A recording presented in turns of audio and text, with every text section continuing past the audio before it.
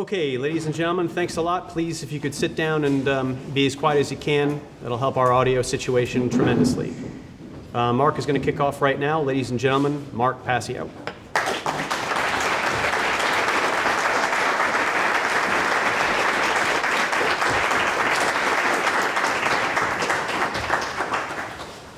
I want to thank everyone personally for taking the time to be here today. I want to thank Art for doing such a great job setting up the venue. I want to thank his brother Chris for helping out as well. I want to thank Barb for helping out with the table in the back. We have some merchandise back there if you're interested during the day. And I want to thank Richard Grove and his whole team for coming out and filming the presentation today. I just want to go through a little bit of housekeeping before I get started and let people know about the format. I'll be speaking until 1 o'clock, and then we'll take a 1-hour lunch break from 1 to 2.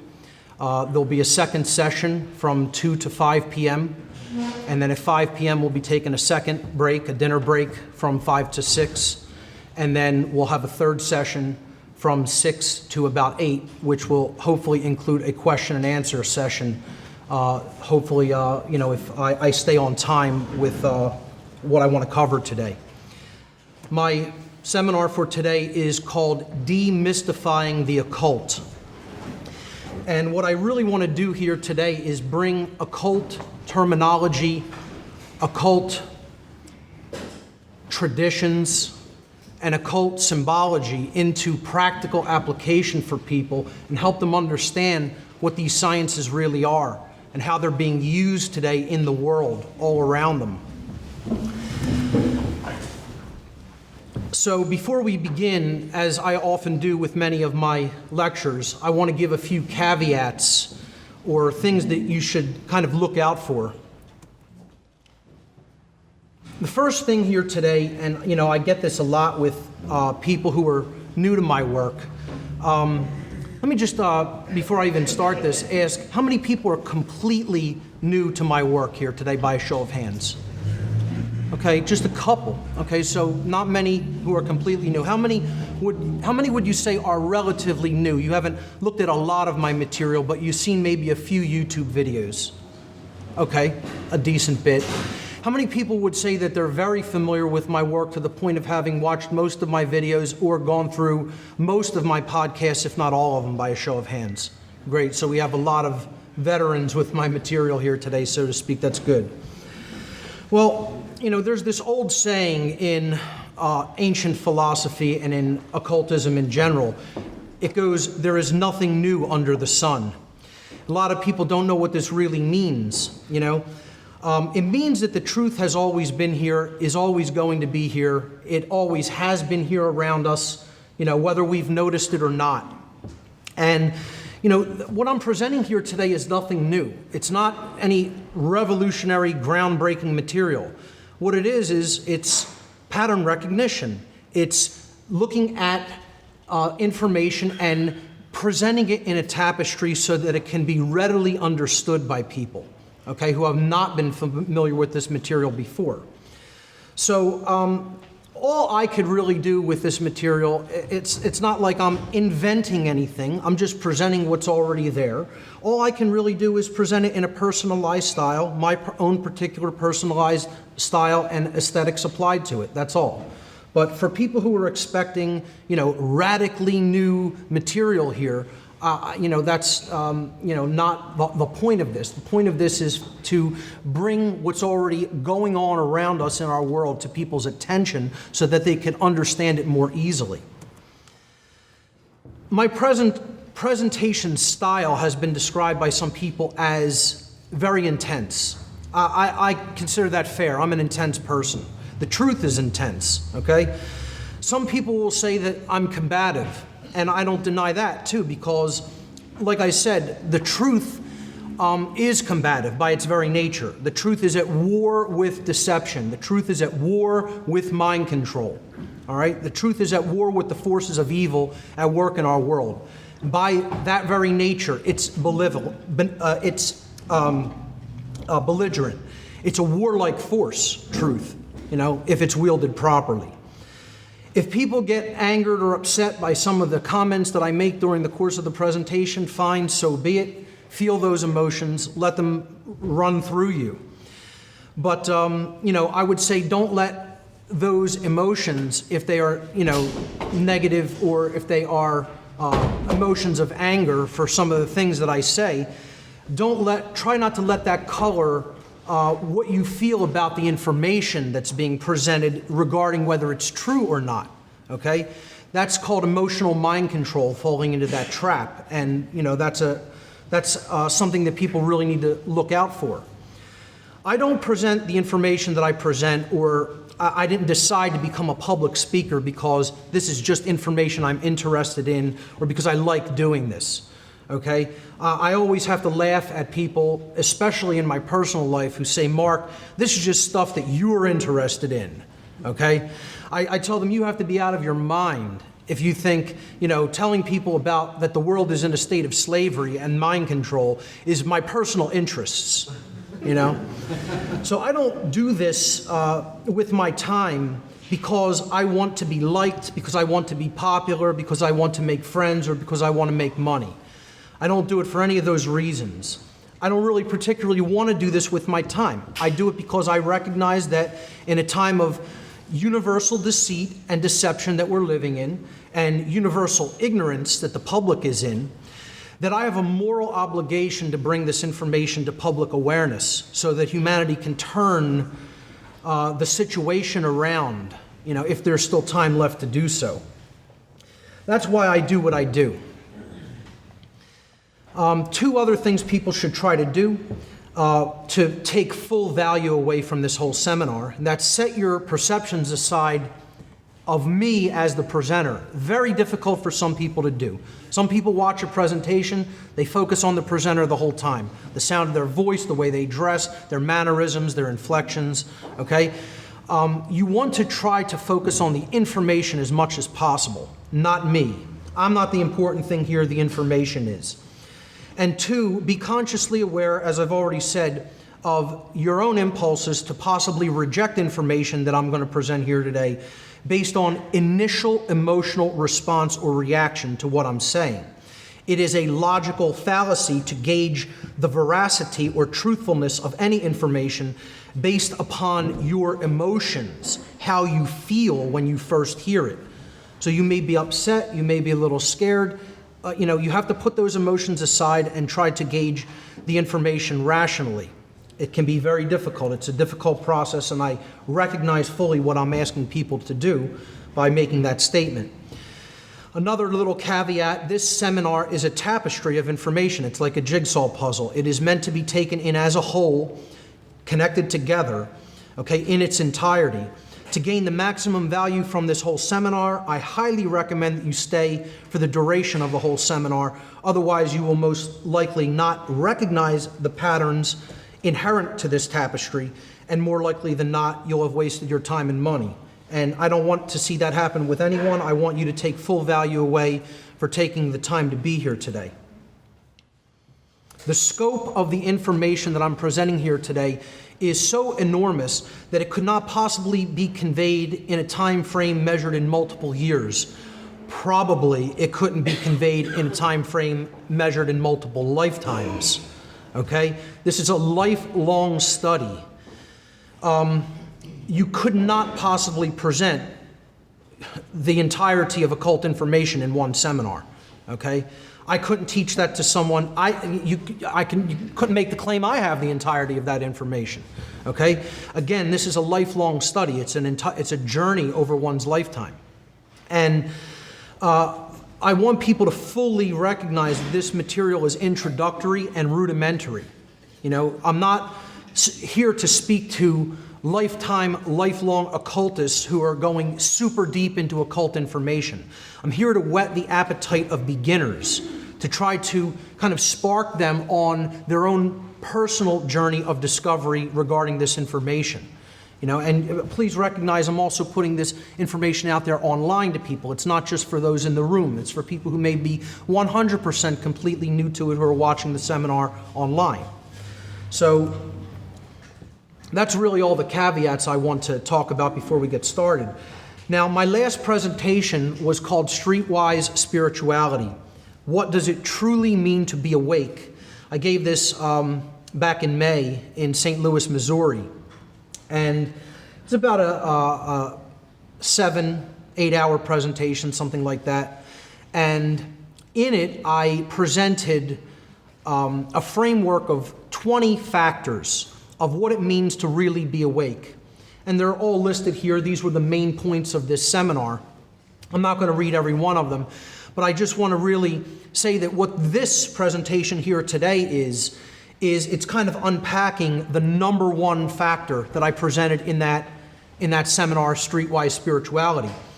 I said that the number one factor for what it really means to be awake, not this New Age hokum, New Age perception of what awakening means, but a very practical, feet on the ground, streetwise approach to spirituality. In that framework, what does it mean to be awake? My number one factor in my list of factors for what real awakening means was knowing about the occult and understanding that there are both light and dark aspects to it. When I really thought about all the factors that constituted awakening, and I structured that into a presentation, this was my very, very, very first factor, okay, after I looked at all 20. Because I realized that the thing that people who I consider unconscious or asleep do share in common, almost universally, is that those individuals know nothing about the occult at all. Zero. You know, the people that I consider not awake, the people that I consider still being manipulated, still operating at a largely unconscious level, all of them share that same factor in common. They don't know about the occult at all. Whether they be people who think it's just a political problem that can be solved by voting or just electing the right person into office, whether it's people who think it's just a financial problem and we just have to reel in the big banks and the Federal Reserve, you know, whether, you name the factor that they blame externally on the conditions that are present for humanity. They leave consciousness at the door. They don't talk about that as an issue. And again, universally, they have no knowledge of the occult. So that's kind of who I really am directing this presentation toward here today, is the people who don't have a frame of reference based in knowledge about what the occult is and the knowledge that it contains, which is what we're going to be talking about here today. So my first section is called, What is the Occult? I'll actually be presenting this information in three basic, is it three? It's four basic components. It's four basic sections to this seminar. The first is, what is the occult? It's a general overview of occultism and what it is, the knowledge that it contains. The second section of the presentation will be occult traditions, and I'll be breaking down in a very rudimentary way, because time doesn't allow to go into any depth, several different occult traditions. The third section of the presentation, I'll be breaking down many different occult symbols, some of the more prevalent symbols involved in occult symbology. And then in the last section, more likely than not at the end of the dinner break that we'll be taking, I'll be doing a case study in occult symbolism by presenting some of the very deep, spiritually significant symbolism in the major arcana of the tarot deck. And that'll be the last part of the presentation. So the first section, again, is what is the occult and why should you know about it? Why is it so important to know what the occult really is? People have different ideas of what is meant by the word occult.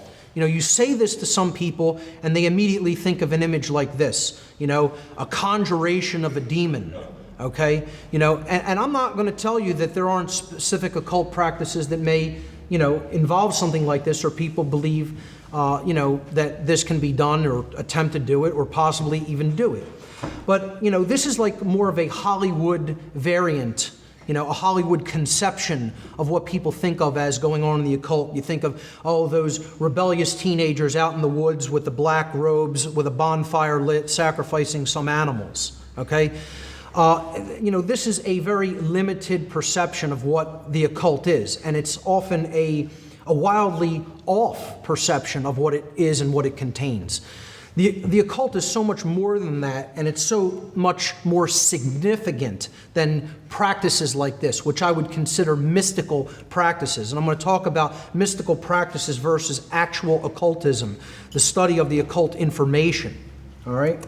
So the first thing, before we get into a working definition or a practical definition of occult information or occultism, let's look at the word occult itself. For people who are familiar with my work, this is nothing new. The word occult is derived from the Latin adjective occultus. Occultus in Latin means hidden from sight, not easily seen. The word occultus in Latin, the adjective in Latin, comes from the Latin verb occultare. Occultare means to hide, to conceal, or to keep secret. And both of those words in Latin are in turn derived from the Latin noun oculus. Oculus means eye. So ultimately, occult information is that which is related to vision, to what one is capable of seeing or not capable of seeing. It is hidden information. It is information that is veiled. It is information that is not readily seen by most people. Okay, like an iceberg floating in icy waters. You know, the biggest part of the iceberg is often below the surface. You have to penetrate the surface to get at the bulk of the material. And that's the same with occultism. You know, the truth is hidden from view. It's veiled from sight. And you have to penetrate into the depths. You know, you can't just wade in the shallow waters to get this information and to understand it deeply. You have to go into the deep waters to understand it. And that involves going deeply into the self, you know, because that's what ultimately the occult is about. The occult is knowledge. Okay, let's get that straight from Jump Street, okay? We're talking about knowledge here, hidden information. And it's knowledge that is held very tightly by a few people on earth. It's not widely known. Okay, it's structured knowledge in many cases by different traditions. Okay, it is hierarchically organized in many different traditions. It is compartmentalized by some who want the people who are adherents of this information at lower levels, you know, they don't want them to understand the entire tapestry for many different reasons. Okay, so compartmentalization and hierarchy play a role in different occult organizations. When it comes to the structuring of this information, you have to look at it like that hierarchical and compartmentalized pyramid structure pictured there. You know, the bottom levels represent the people who have the least amount of knowledge, and the least amount of knowledge about how all of that information fits together in a tapestry. As you go higher up in the, you know, hierarchical structure, there's fewer and fewer people, but the knowledge becomes concentrated. It operates at a higher level, and they see how it's all connected together. And those people want to keep their position in that structure. Because again, a differential in knowledge is a differential in power. If you keep people ignorant of what you know and how it all fits together and how it all interoperates and correlates with all of the other information in that data set, in that body of knowledge, then you're in a position to completely manipulate those below you. And this is how much of the occult works, particularly dark occultism, which we'll be talking about. The key point to keep in mind here is that the occult is hidden knowledge. And that's all it means. Okay? It doesn't mean bad, it doesn't mean evil, it doesn't mean negative, it doesn't mean Satanism, voodoo, or any other specific occult practices. The occult is a generalized term, generalized terminology for hidden knowledge, for knowledge which has been hidden from people's view. So hey, could that include sciences that people don't really understand? You know, about how energy works in the universe, you know, how we could gain energy from, you know, different methodologies other than internal combustion engines or burning fuel or, you know, things like that. Sure, it contains that. What about knowledge of, you know, different kinds of propulsion systems that people see when they see UFO sightings? Are we talking about the occult there? Are we talking about the occult when we talk about ghost sightings and, you know, possible other dimensions of being? It's all contained in there. All of those things are occult knowledge. You know, it's not just one thing. It's hidden knowledge that is hidden for a specific reason, and that's to create a power differential. between people who understand it and those who don't. When we get into talking about occultism, we have to understand the difference between these two terms, exoteric and esoteric. Exoteric means something that is intended for or likely to be understood by the general public. Okay, it's common knowledge, exoteric knowledge or exoteric wisdom. All right, it's current or popular among the general public. The general public is comfortable with it. Okay? The word exoteric comes from the Greek adjective exoterikos. Exoterikos in Greek means external or outside of. So you're not in the inner circle if you're in the exoteric realm. This is the realm of knowledge that is taught to the general population because they don't want people getting at the bullseye. Okay, you look at this as a dartboard or something to that effect, you know. The core of truth lies at the very center, at the bullseye. That's what we ultimately want to get to if we're going to transform ourselves and transform our society for the better. The exoteric realm is that which is fed to the great hordes of unwashed masses. You know, simple explanations, unidimensional worldviews and explanations for things. And when we penetrate that, you know, next layer, we get into the occult traditions, the esoteric sciences that get us closer to the very core, to the heart of truth. The esoteric is information which is intended for or likely to be understood by only a small number of people with specialized knowledge or interest. Okay? It requires desire for it. You have to want it. You have to be interested enough to want it. You have to care enough to want to take it in.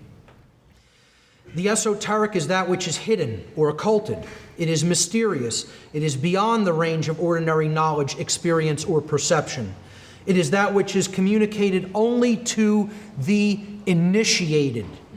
The initiated means those who have begun. Okay, I tell people about my former involvement in the dark occult. And these dark occultists called the average human being, one of the very strange terms that they called the average person is the unbegun, which I didn't even understand what it meant when they said it to me repeatedly. The higher knowledgeable people in the dark occult would use this term, not the lower down minions. Okay? It was something that was used by people who directed a lot of these occult groups that I was involved in, these dark occult organizations. And, you know, again, I didn't understand what they meant by that until long after I had completely, you know, ceased my involvement with those groups. The unbegun. It means those who have not started at all. You know, they're still at a zero level of knowledge when it comes to occult information. So what this whole seminar constitutes is a process of initiation. It is helping people to get started, to begin.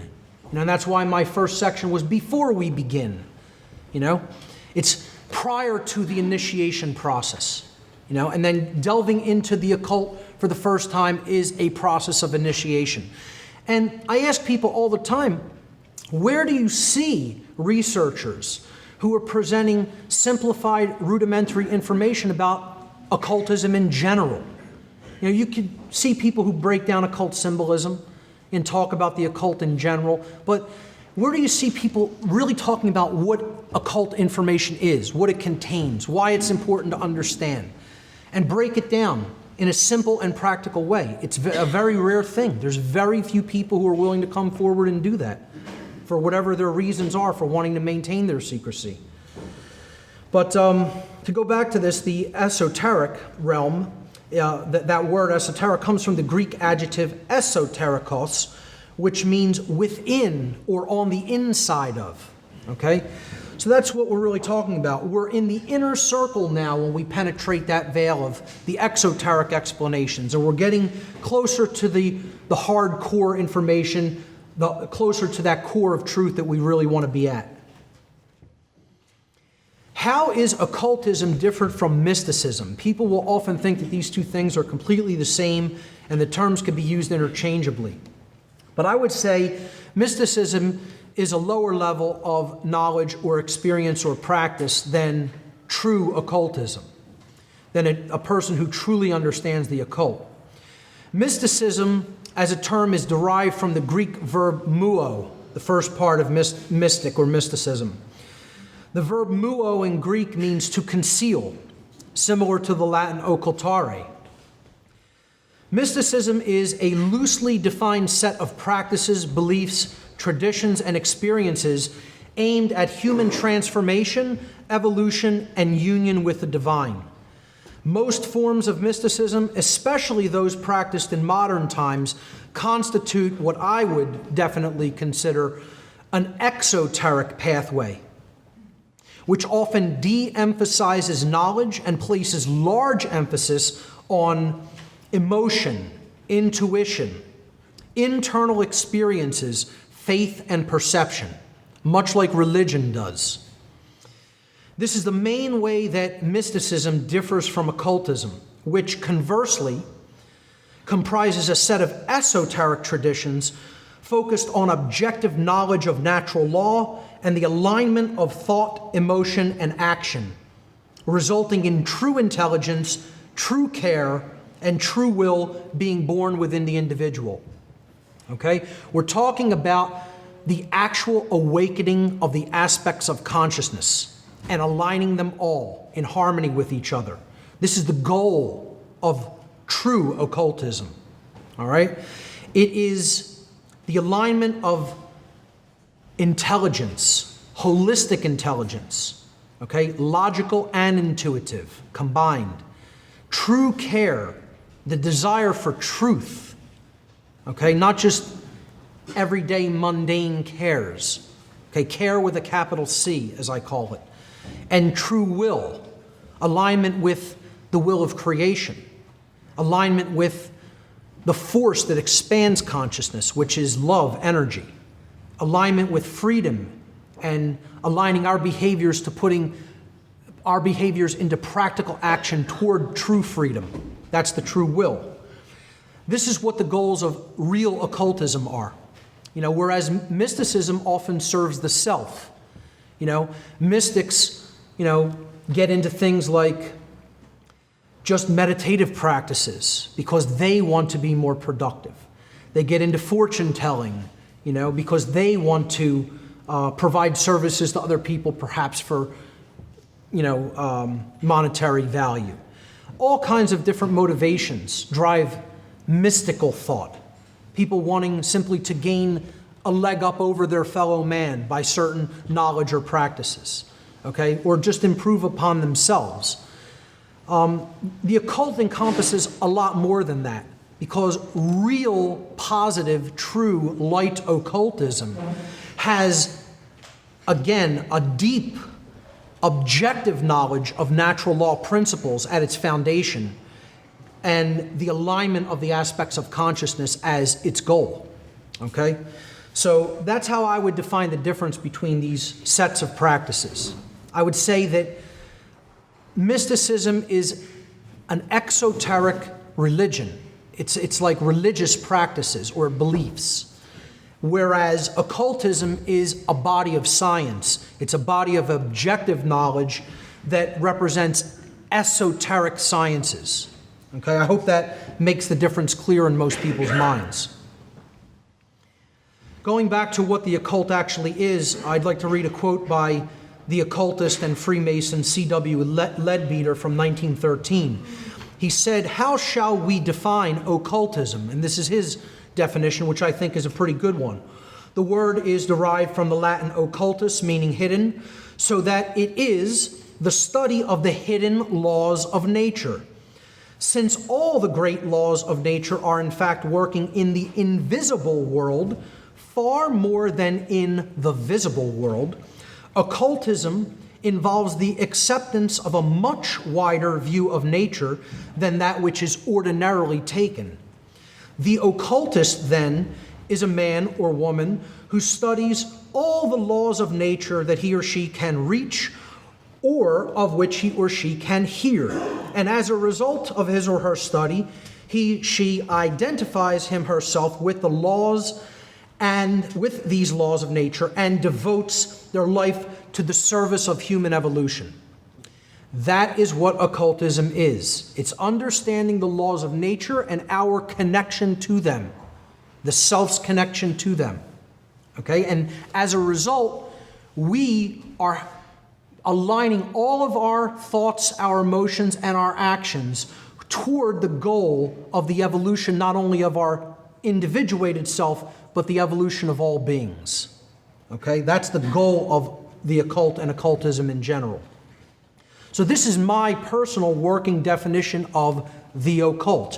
When I use the word the occult, this is what I mean by it, when I use the phrase the occult. The occult is a body of science which is not widely known to the general population, consisting of hidden knowledge about the workings of the human psyche and the laws of nature, both the seen laws, meaning the physical laws, the physical sciences, and the unseen laws, meaning the spiritual laws, the laws that govern morality, the laws that govern behavioral consequence. Okay? That is my working definition of what the occult and occultism is in general. And I think it's a pretty simple, practical working definition. So when we're talking about hidden knowledge or occulted knowledge, what knowledge does occultism hide? What kind of knowledge are we actually talking about? Occultism comprises and quote-unquote hides two bodies of knowledge. Now, I put hides in quotes because I just want to make a point here. We can't even look at it such that dark occultists, which I'm going to explain their motivations in a future slide, we can't look at it as the beings who want to keep this information back from people actually try to eradicate it and keep it out of people's hands. That's really not what they do, particularly in the modern world. Their main method of manipulation is dissuasion. They try to dissuade people from looking into these bodies of knowledge by telling them there's nothing to see here, move along. Okay, back to bed, nothing to see here, folks. That's not important, or that's not practical, that can't be used in your everyday life. It's of no benefit to you personally, practically in your life to learn about that.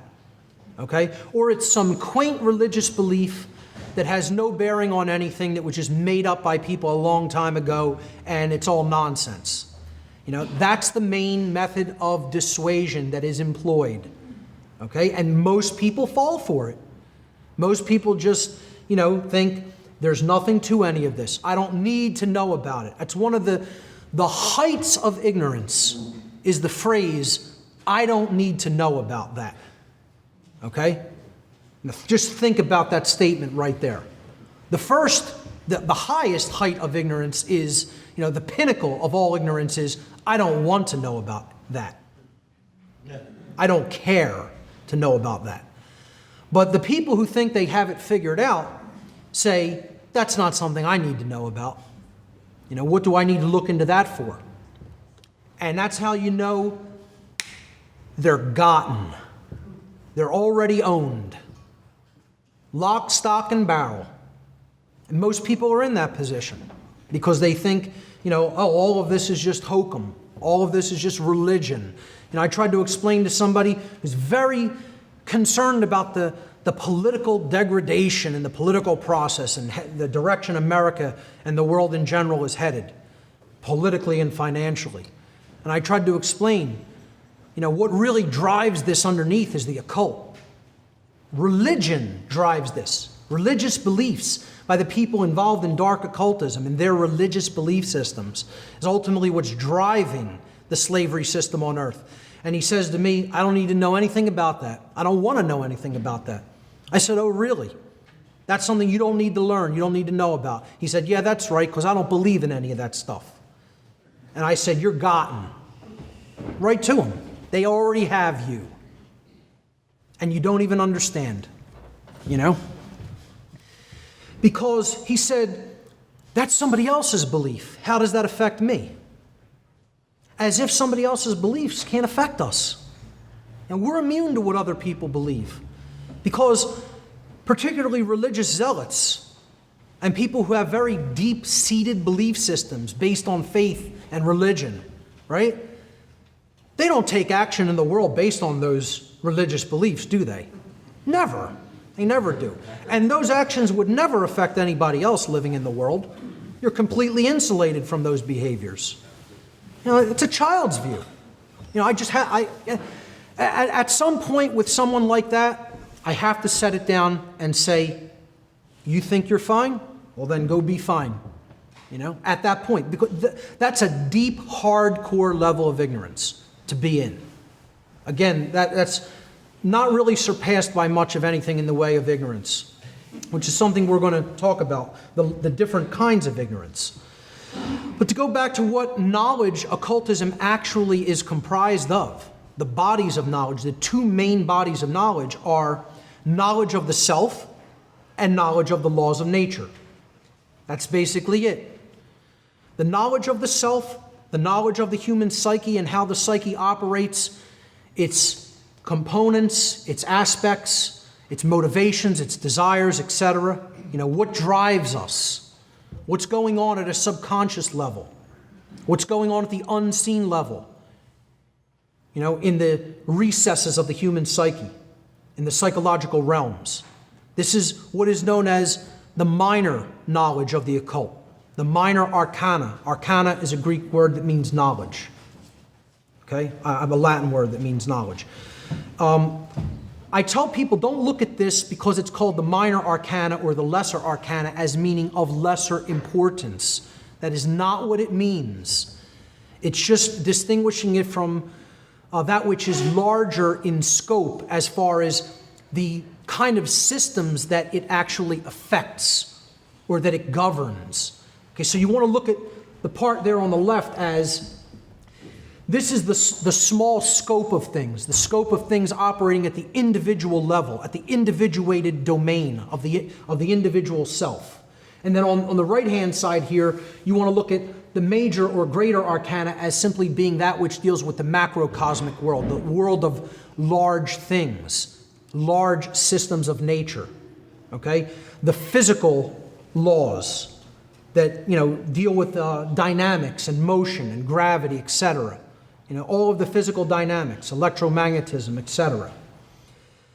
But then the major or greater arcana, the world of macrocosmic knowledge, also includes the knowledge of what I call natural law, the moral laws that govern the consequences of behavior of beings that have the capacity for holistic intelligence, or in other words, universal moral law, the laws that govern consciousness. These are the two bodies of knowledge that comprise all occult knowledge. And I ask people when I explain to them the two bodies of knowledge, what is not contained within these two groups? What knowledge that is of any significance, except, the football and baseball stats, okay, is of any significance in the realm of human life? I would say if you control these two bodies of knowledge, and you're trying to dissuade people from looking into them, then you have people manipulated from the get-go. They don't have a chance if they don't understand these things. And it's the same thing like in the ancient priest classes that wanted to control the population. The priest king would go up to the top of the pyramid and tell people, hey, the great sky beast is getting ready to eat the sun, and it was an eclipse. It was a solar eclipse. And he's going to eat the earth next if you don't bow down and give me total power. And if you accept me as the intermediary between the gods and yourself, then, in a few minutes, the sun will come back and, life will continue on earth. And it worked beautifully because these people had no knowledge of the macroscopic laws of nature. They didn't understand the physical sciences and astronomy in particular back then. They didn't understand how that motion worked and how that phenomena worked. So that's how a differential in power can be created when you have a differential in knowledge present. A major point to keep in mind, and this is something people constantly take a unidimensional viewpoint regarding. So many people want to say, oh, all the occult is bad. It's knowledge, folks. It's not something that is universally good or universally evil. It's knowledge and what we do with it. That's it. It's a tool. It's a tool set. Would you say astronomy is good or evil? Would you say mathematics is good or evil? Would you say biology is good or evil? It's knowledge. That's all the occult is. It's knowledge. The consciousness of the wielder of that knowledge determine whether it's used for good or evil. So if I'm trying to create genetically engineered food products so I could sell people poison to undermine their health, just so I could make more money because I could grow more crops on less land, I'd say that's a pretty dastardly use of science, in my opinion, in my worldview. But science of biology and genetics is just knowledge. What we then do with them determines whether it's good or bad. The same for the occult, and that's how we have to look at it. The occult is a double-edged blade, however. There is, again, a light side to it and a dark side to it. And it's all dependent on how that knowledge is used. So the knowledge contained within the occult sciences can be used for good, which I consider the uplift of consciousness, or it can be used for evil, the manipulation of consciousness, the control of people, and ultimately putting people into bondage and slavery. To clearly distinguish between these different usages of occult knowledge, I refer to occult knowledge that is employed toward the expansion of human consciousness and morality as light occultism or magic. Now, some people won't make this distinction. They'll say it's all one body of information. I'm going to just group it all in. And it's a very dangerous proposition because those people, again, take a very unidimensional approach, and they usually take the approach it's all bad, and therefore none of it should be looked into. Religious people take this approach. It's why they don't understand the occult. Many New Agers take this approach. They say, if it's not pure spiritualism or pure spiritual mysticism, then I don't want anything to do with it. I consider that's dark stuff or sorcery. It's a very unidimensional and naive and childish view of this body of science. Okay? So that's what I call light occultism. When you use this hidden knowledge toward the uplift of humanity, toward the expansion of consciousness and the expansion of morality. So the other way of using it is for manipulation, control, and the suppression of consciousness. And if this knowledge is used in that methodology, then I refer to it as dark occultism or sorcery, is a perfectly acceptable term for it. Thus, the practitioners of light occultism could be referred to as light occultists, magicians, magi, light builders, or light workers. All terms that I feel could be used interchangeably as long as we're looking at it within the context of occult knowledge as I have defined it in my working definition. And you could look at the practitioners of dark occultism as dark occultists, sorcerers, dark builders, or dark workers, all terms that I feel are perfectly acceptable and interchangeable with each other. So why has such knowledge been hidden from humanity? Well, we'll look at why each set of occultists hide this information. Okay, first let's look at why dark occultists hide it. Then at a later point we'll look at why even light occultists sometimes conceal this knowledge. Dark occultists have deliberately hidden occult knowledge in order to create and maintain a power differential between those who hold such knowledge and those who are ignorant of it. We've already been talking about that. And through this mechanism, all power ultimately flows to them because knowledge applied is power in the world. Knowledge is not itself power, it is the potential for power. When you apply knowledge, then you can gain power. If you don't have it, you're completely disempowered from the very beginning. Dark occultists work through fear and manipulation to bring about compliance with their own selfish will. And that's what I would consider the dark arts in general. I would consider sorcery the act of applying knowledge in order to bring about manipulation in other people so that they comply with your selfish will, what you want for you only, not for the uplift of all. Dark occultists' work is always done in secrecy. They don't want to do their works in the light of day where everyone can know what they're doing. They're constantly contravening the freedom and prosperity of all but themselves, of course. That's the out-of-control ego run amok, the pure left brain, modality of consciousness, without the balance of the sacred feminine, compassionate, creative right brain. I consider this pyramidal, hierarchical, and compartmentalized structure the occult structure of our entire world. Dark occultists have completely infiltrated and permeated all institutional walks of life on Earth. This is a topic I constantly talk about in my work, on my radio show, my podcast series, and in the interviews that I do. It's so important for people to understand this is who's really running the show here on Earth. It's not just the international bankers. It is them, but they're dark occultists at the highest levels. The people involved in the political think tanks are dark occultists at the highest levels. The people involved in, corporatism and business at the very highest levels use these sciences and this knowledge. The high-level religionists in all religion, all ostensible religions, guaranteed they have this knowledge at the highest levels and they're using it for dark purposes. People want to think, oh, that's not happening in my religion. That's going on in all the other religions, but mine is completely pure and free of any wrongdoing. Yeah.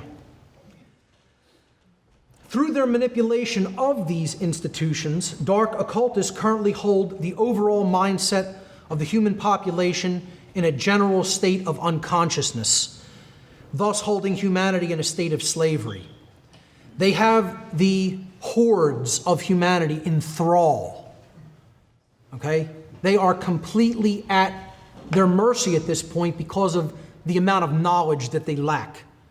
Not only regarding what the occult is in general, but regarding the multifaceted array of mind control methodologies that are being used against them on a daily basis, that they're being barraged with. And until we level that playing field through knowledge, don't expect it to change.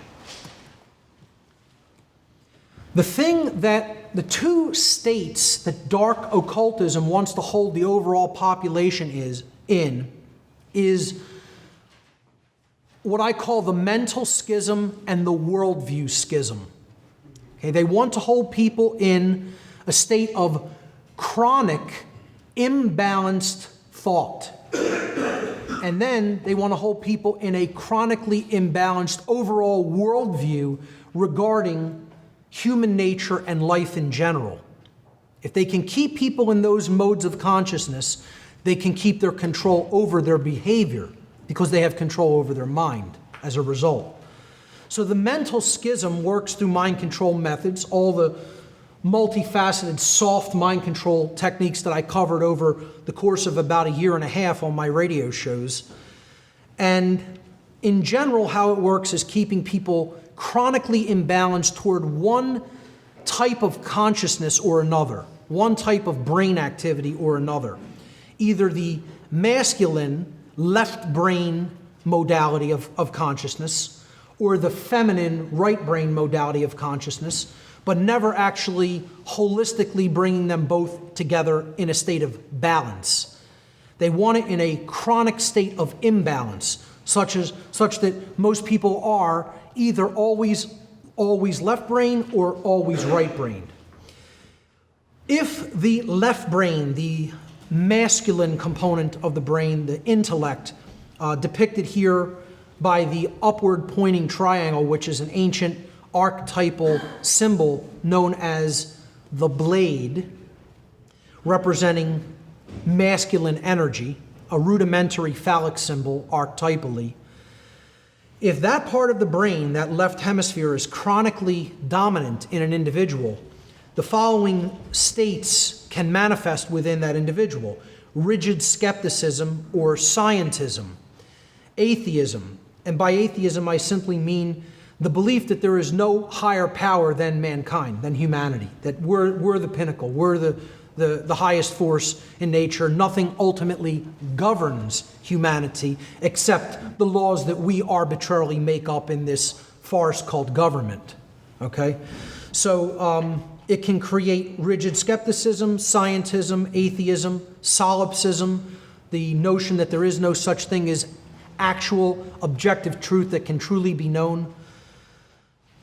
Social Darwinism, moral relativism.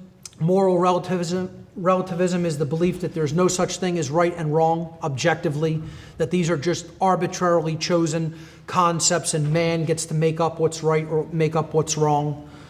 Social Darwinism, the idea that, since man is the highest pinnacle of mind, the highest animal in nature, that those who are somehow gifted with better genetics and a higher intellect should somehow rule over those who they consider beneath them or at some kind of a lower caste than them. And society naturally should be structured like that, with an elite class ruling over a class of slaves, basically. Eugenics, the notion that certain people's gene sets should propagate themselves, be allowed to propagate, and they should control what gene pools should be allowed to propagate. As the intellectual and genetic elite, then they want to control who gets to breed and who does not get to breed. Essentially, who lives and who dies. Authoritarianism, of course, this belief in authority, this illusion that some people are masters and others are slaves, and the masters get to issue commands and the slaves have some sort of a inherent moral obligation to obey these commands. It's what I call masterthink, ultimately. And, that's why they want to create this schism. It's a divide and conquer strategy. It's a very structured arch, you could look at it, where these two forces, combine and lean against each other. Left brain imbalance leans against right brain imbalance, creating a very rigid structure which is difficult to disassemble and take down because these forces play on each other. Right brain imbalance or feminine imbalance, the right hemisphere of the brain, which governs creativity, intuition, compassion, nurturing, etc. If that part of the brain that is depicted here by the symbol, the inverted equilateral triangle, which again is an ancient archetypal symbol known as the chalice, because it is a rudimentary womb. If that part of the brain is chronically imbalanced, or chronically dominant, I should say, these following states result: naivete, blind belief, religious extremism, total belief, total faith, not actually checking anything, not looking into things for oneself, taking other people's word on it. Solipsism, again, the belief that there's no such thing as truth. Both forms of mental imbalance can create that state. Moral relativism. You see so much moral relativism in the New Age movement. You think moral relativism is the exclusive domain of left brain imbalance. Think again, because people in the New Age movement are super right brain imbalanced in many cases, and you'll hear many of them saying there's no such thing as right and wrong. Those are religious concepts. I don't believe in those. So a right brain state of imbalance can lead to the belief that there's no such thing as objective right and wrong as well. Feelings of unworthiness, feelings of self-loathing, falling into patterns of following other people's orders, because hey, if you're naive, if you blindly believe, and you don't really believe there's such a thing as absolute objective truth, then I'm going to take somebody else's word for it. And if they say this is what's right to do, then I'm just going to go along, follow their orders. So many people are in that extremely imbalanced, dangerous state of mind. And I call all of this imbalanced thought slave think in general. And that's what the dark occult overlords right now at our time in history. That's what they want. They want these two states. They just want them operating all over society. They don't want anybody in a state of balance bridging these two modalities of consciousness and bringing them together. They want people in one state of imbalance or the other, so that those dynamics of master think and slave think continually play off against each other.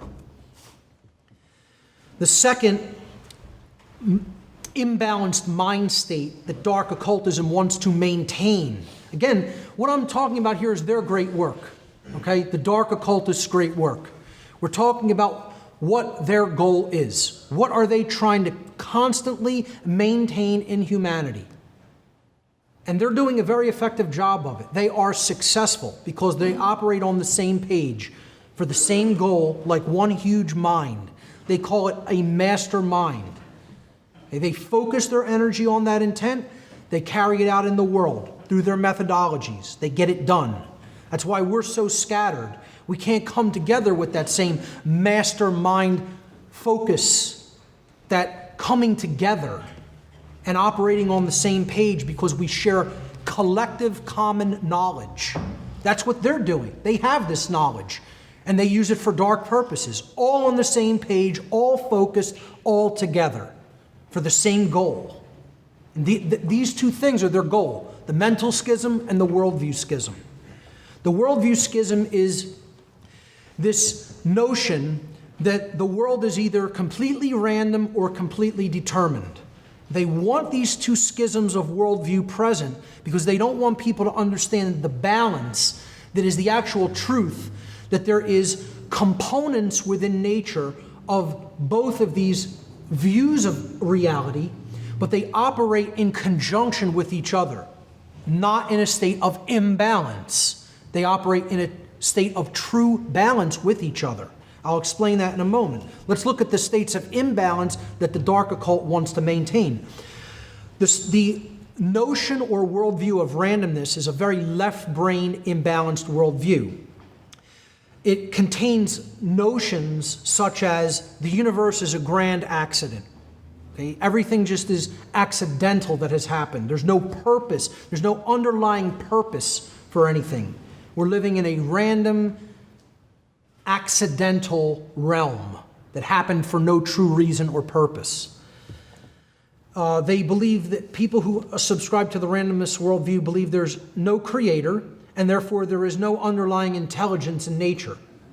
Everything is reductionist and a dead thing.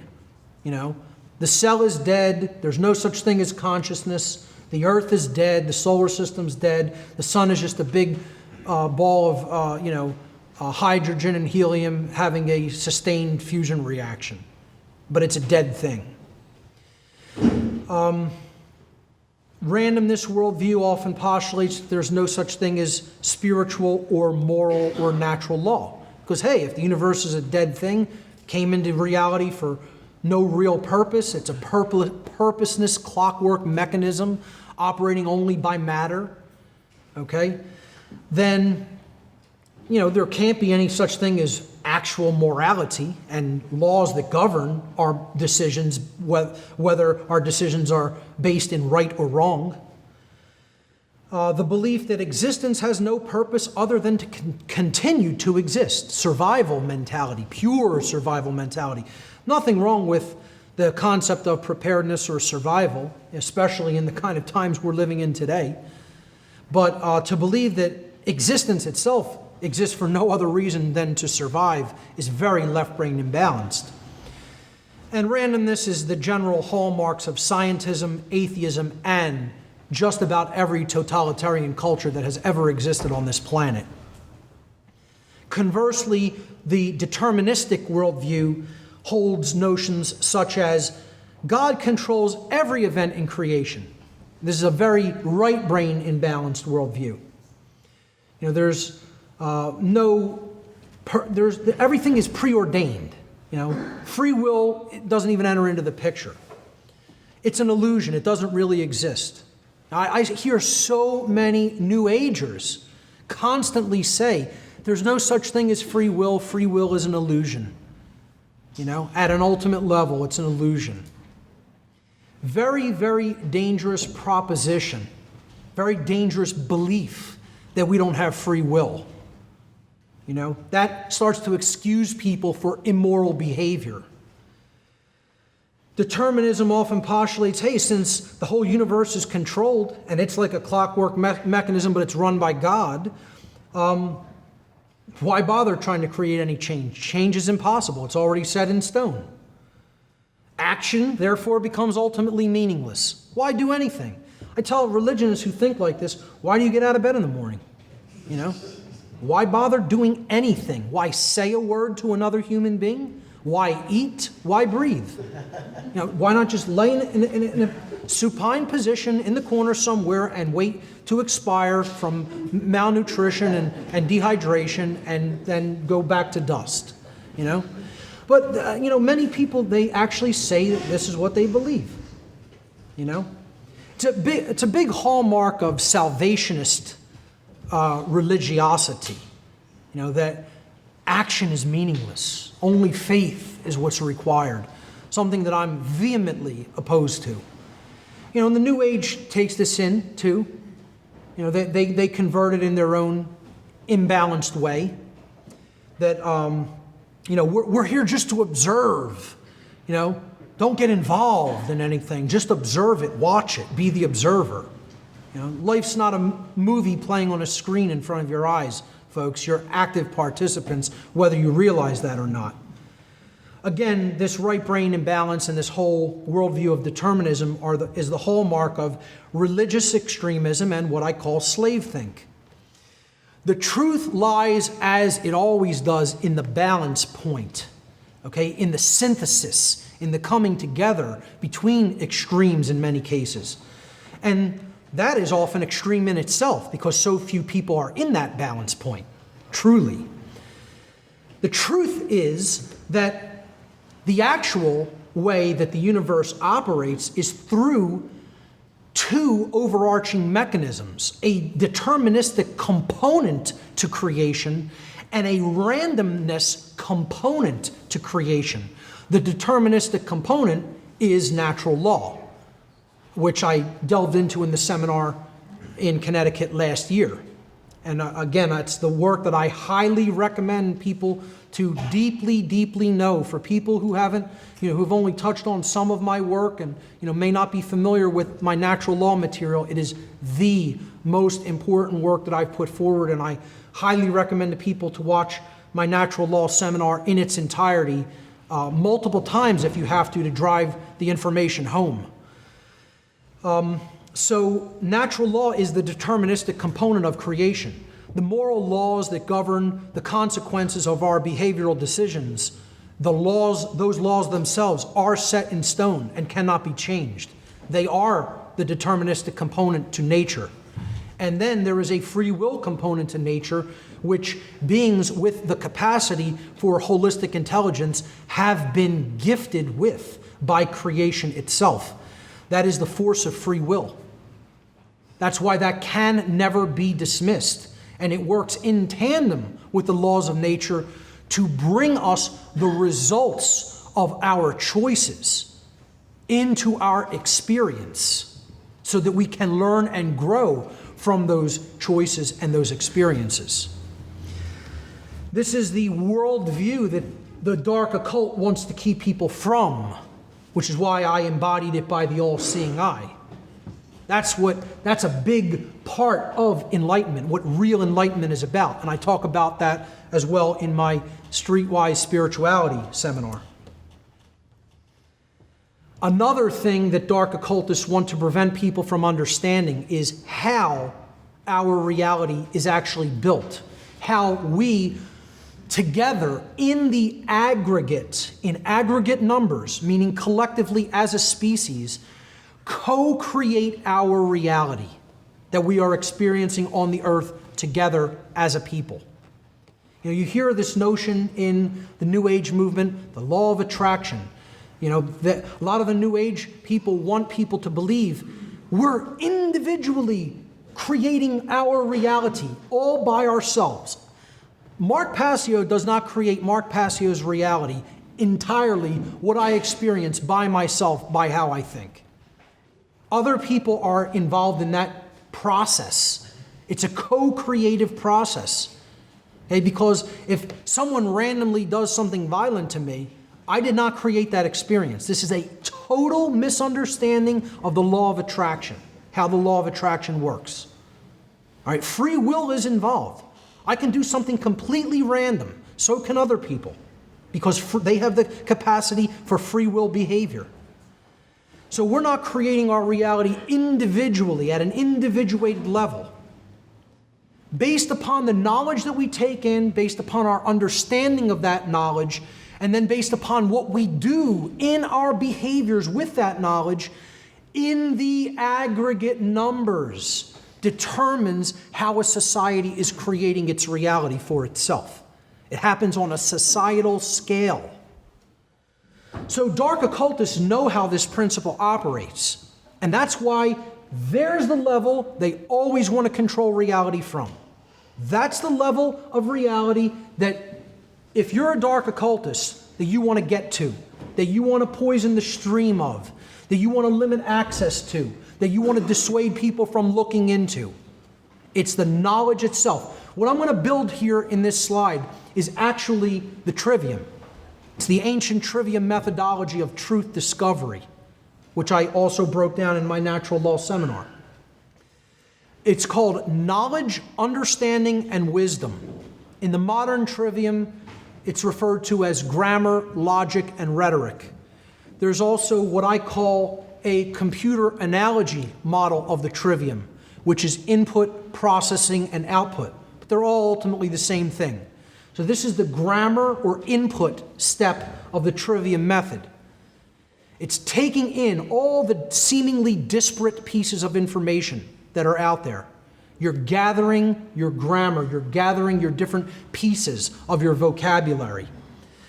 Available information constitutes potential knowledge that we can gather, that we can process, that we can come to understand, and then that we can act upon. If we don't do that, we have ignorance. We haven't even looked at it. So the opposite of knowledge is total ignorance. You haven't even begun looking into it. The second level of how our reality is built, it's built atop knowledge. On top of that knowledge as a foundation, you either have a grasp or an understanding of those principles, or you do not. So you either learn what that knowledge means and how it works, or you don't have a deep understanding of that. So these are decision-making, filtering processes. This is the logic step of the trivium, or in the computing analogy model, this would be the processing step. These processes take place in the human mind and are chosen by each individual based upon the available information that they have taken in. So if you haven't done your grammar, or you haven't aggregated your knowledge in step number 1 of this process, you can't possibly do the processing and come to an understanding of it. That's why so many people have no understanding of the principles of the occult sciences, because they haven't even started beginning to learn what the occult is or what it contains. So you can't possibly arrive at an understanding of how the universe works if you haven't gathered that knowledge. Then the third step in this process is acting, actually taking action based upon your understanding. Each individual in a society, each individual's behavior is based upon the quality of their decision-making processes that they exercise in step number 2, which in turn were based on the quality of the available information which they took in. Now again, notice, wisdom is action. It's different than knowledge. It's different than understanding.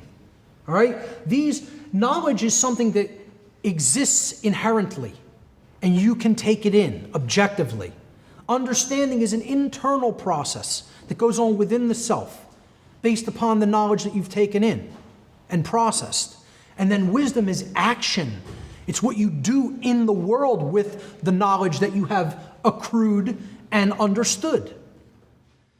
So again, I put here, or lack thereof, in every one of these blocks.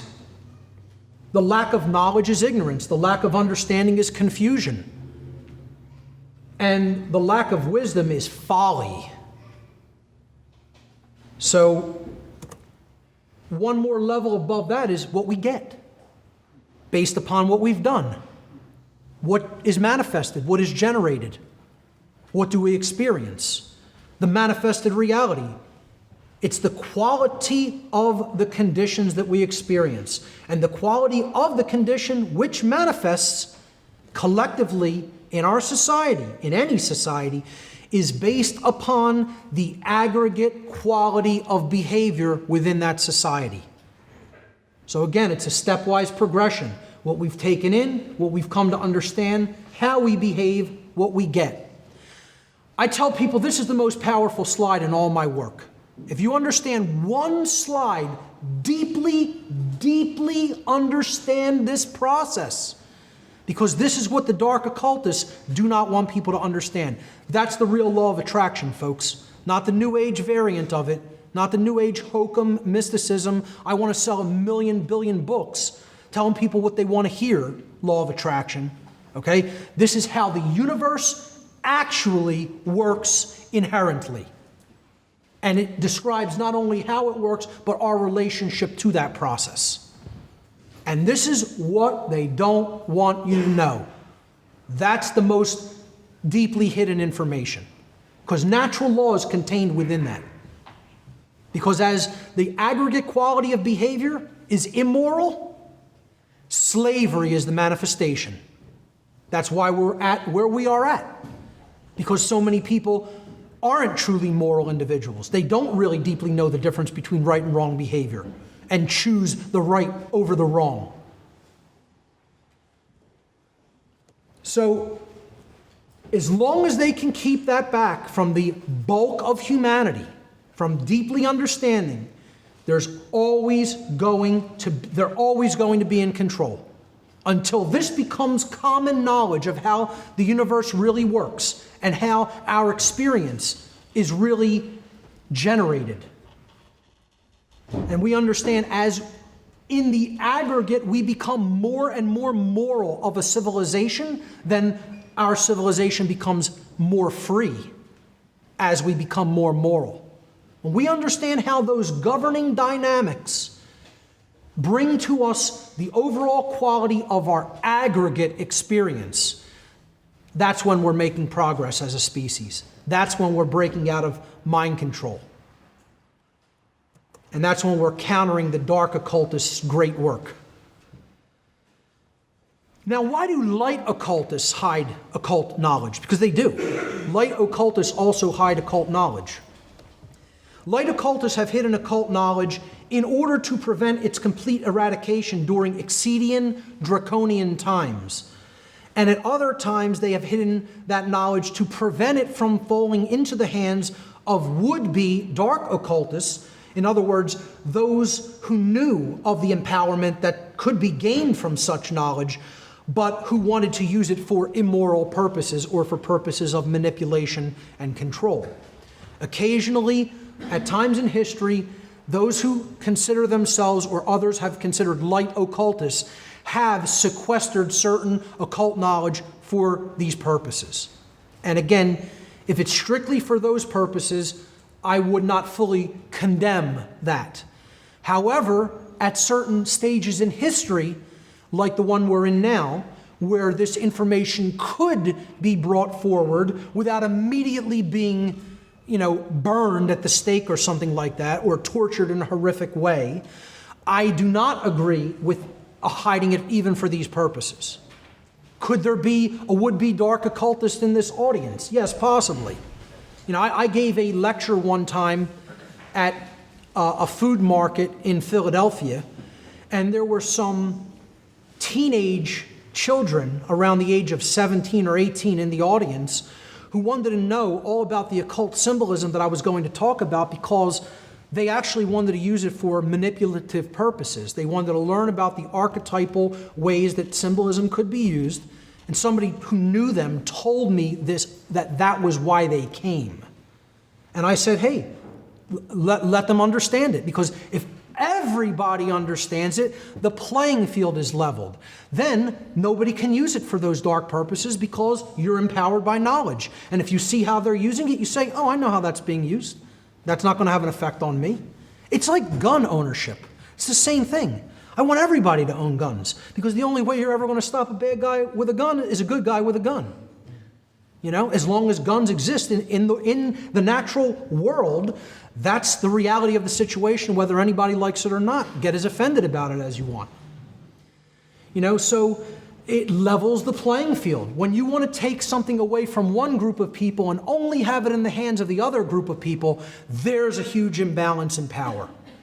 So I'm for egalitarianism when it comes to natural rights and when it comes to the dissemination of knowledge.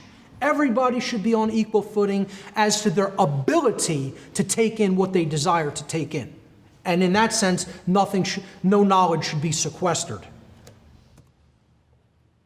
The great work of light occultists, in stark contrast to the great work of dark occultists, which we've been talking about, is the distribution of occult knowledge freely to humanity, thereby ending the slavery of humanity by eliminating the widespread ignorance which dark occultists exploit to gain and maintain their control. Light occultists would be better referred to as de-occultists, which is a term I absolutely love and I consider myself. I don't even want anybody to call me a light occultist or an occultist in general. I like to be called a de-occultist. That's my task. That's my work. To break this knowledge out like an avalanche onto humanity and just let it flow freely where it will, so that people can take it in and we can level the playing field that has thus far been dominated by ignorance. So light occultists, I feel, would be better referred to as de-occultists because what de-occultists do is reveal and spread knowledge which has been hidden and which must be known, commonly known. It must become common knowledge in order for freedom to manifest. Is the occult really hidden? Really hidden? Again, it's what I was talking about when I said, do they really hide it, or do they just dissuade people from looking into it? Is this knowledge truly inaccessible and completely hidden, or is it out there for anyone who wants it? Well, I would make the argument it's out there for anyone who wants it. I mean, we're drowning in information. If anything, it's become a little bit more difficult to even get the information because of how much nonsense you often have to weed through to get the real material. It's covered by the signal is often covered by noise, you could say. But are we living in a nescient society or an ignorant society? And this involves the understanding of the difference between two connotative forms of not knowing something. I call this the context of not knowing, nescience versus ignorance. Most people have not heard the word nescience. It's a fairly antiquated word, not used much in colloquial English these days. Nescience comes from the Latin verb nesciere. Nesciere in Latin means to not know because knowledge was absent or unattainable. Well, is the knowledge of the occult completely absent? Is it totally unattainable? Can we not understand it because we don't have access to the knowledge? We don't have access to that baseline level in that trivium process, the grammar, the input? Is it present in our world or is it absent in our world? I'd make the argument it is completely present. Not only is it completely present, it is accessible at anyone's fingertips who has the desire. And again, the colors I've chosen for this presentation as a brief aside, since I mentioned the concept of desire here, are not just fall colors, okay? Although that's a part of it. But this is about, the color orange resonates with the concept of desire in the occult, of wanting something, of wanting to know particularly, okay? And are we a society that truly wants to know? You know, I don't consider us a nescient society. When we look at the meaning of the word ignorance, coming from the Latin verb ignorare, which means to not know, even though necessary information is present, because that information has been willfully refused or, key word here, disregarded. For whatever reason. I don't want to know it. That's too difficult for me to comprehend. I have to expand my worldview in order to take that in.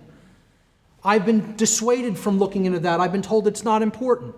Dissuasion and disregarding information work hand in hand with each other. So, by a show of hands, how many people think we are living in a nescient society? By a show of hands, nescient society. The information that humanity needs to know is completely unavailable to us. Anybody? No one in the room. That means 100% of this crowd, at least, thinks that we are living as an entire species in a state of ignorance, in the aggregate. Of course, there are very knowledgeable individuals within humanity, but as a species, in the aggregate, we are an ignorant species. We ignore that which is present, that which is all around us, that which is capable of empowering us and setting us free, but we don't want to do the work. We don't want to put the time in. We don't want to make the effort. You know, I have to laugh at people who think, you know, this is just an interest for me. It's your hobby. It's something you want to do. I sat in the room that basically like a hermit, literally, in a room for years. People said, Mark, what are you doing? Why aren't you even interacting with other people? Why are you sitting in a room day after day after day after day after day? It's called reading. And that's hard work. That's a lot of effort. That means you're going to sacrifice your time. That means you're not going to do other things, because you're going to make the effort to care enough to take in what is necessary to take in to transform and then help to transform others. That's a work of a labor of love. It is a work of willpower and care, which is why most people don't want to do it. Most people are in the state, I can't be bothered. I don't have time for that. I'm too busy. I don't need to know that. I already have it figured out. I know everything I need to know to get by. That's where humanity's at, folks. So let's begin an initiation. All right? Again, initiation means beginning. We're going to look at some different schools of occultism, different occult sciences. I call them the many paths or the many ways, the many methods to the same place, to the same destination. So this section constitutes kind of an occult initiation, about the very basic generalized concepts of some of these occult traditions. Again, time is not going to allow me to go into great depths or details, nor is this presentation intended to be a very in-depth introductory work. It's intended to be rudimentary for people who are just learning about this information for the first time. Occult traditions, many paths, one destination. I'll just say at the beginning of this section, and I'll kind of highlight this as we go through these traditions. Ultimately, all of the esoteric traditions were designed specifically to do one thing, and that was to convey a working knowledge of natural law to the initiates of that tradition, which means a working knowledge of how the universe actually creates through the interaction with our free will decisions, with our free will decision-making processes. We are co-creating with the laws of the universe the experience that we are having, that is being generated for us, okay, as a result of those laws operating in conjunction with our free will.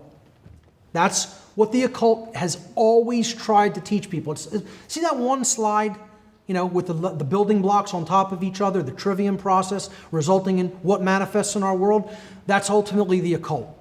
That is the occult traditions. They were trying to teach people how the laws of nature work in conjunction with the decision-making processes of the individuals of a society. So let's look at a few of these traditions. Probably the oldest occult tradition on earth is shamanism.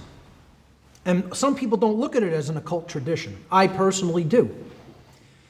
And shamanism, like the occult in general, isn't one thing. You can get down into, subsections, subgroupings of shamanistic practices. Different practices are practiced in different regions of the world, in different cultural regions, different geographic regions. In general, I feel that shamanism grew out of very, very, very ancient knowledge, which was brought here from another place, ultimately. And this connects with my work in cosmic abandonment and the information I've been going through on my radio show recently. But I think the earliest shamans were working with high-level, ancient knowledge, and they were working with knowledge of spiritual realms and different levels of consciousness that are out of the ordinary, out of the realm of what we would consider ordinary levels of experience or consciousness. It's a very internal work. But then the true shaman brings the internal work that they've done within themselves back out into the seeming external domain and applies it in their society. So as such, a shaman is a way shower. What shamanism actually is an ancient tradition of knowledge comprising practices that involve a practitioner reaching altered states of consciousness via diverse techniques. Some of these techniques can include music, dancing, endurance practices, endurance scenarios, extremes of temperature, or ingestion of hallucinogenic compounds, and many other techniques as well, in order to encounter and interact directly with intelligences existing in purely spiritual domains. The word shaman itself means one who sees in the dark. As a word, that's what it means. So while darkness is present all around, the shaman can still see in the darkness. He has night vision, in other words. And he's employing that for the benefit of the people around him who have difficulty seeing in that darkness. Again, as such, shamans were considered way showers of their people, those who are capable of showing the people of their society the way out of darkness and chaos and into the light of knowledge. Shamans were those who had attained understanding of both the forces dwelling within the human psyche, which was the bulk of their work.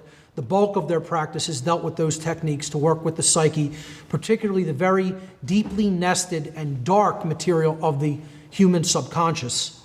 But they also worked with the forces that are inherent in nature, what I call natural law. And they used that knowledge for the benefit, for the healing, and for the uplift of their respective communities. That's the best definition that I could think of for explaining exactly what the set of practices that comprise shamanism is. Again, it is a diversified set of practices. It is not one thing. Shamans often employ hallucinogenic compounds, which have been called many different names in different cultures and throughout different times in history.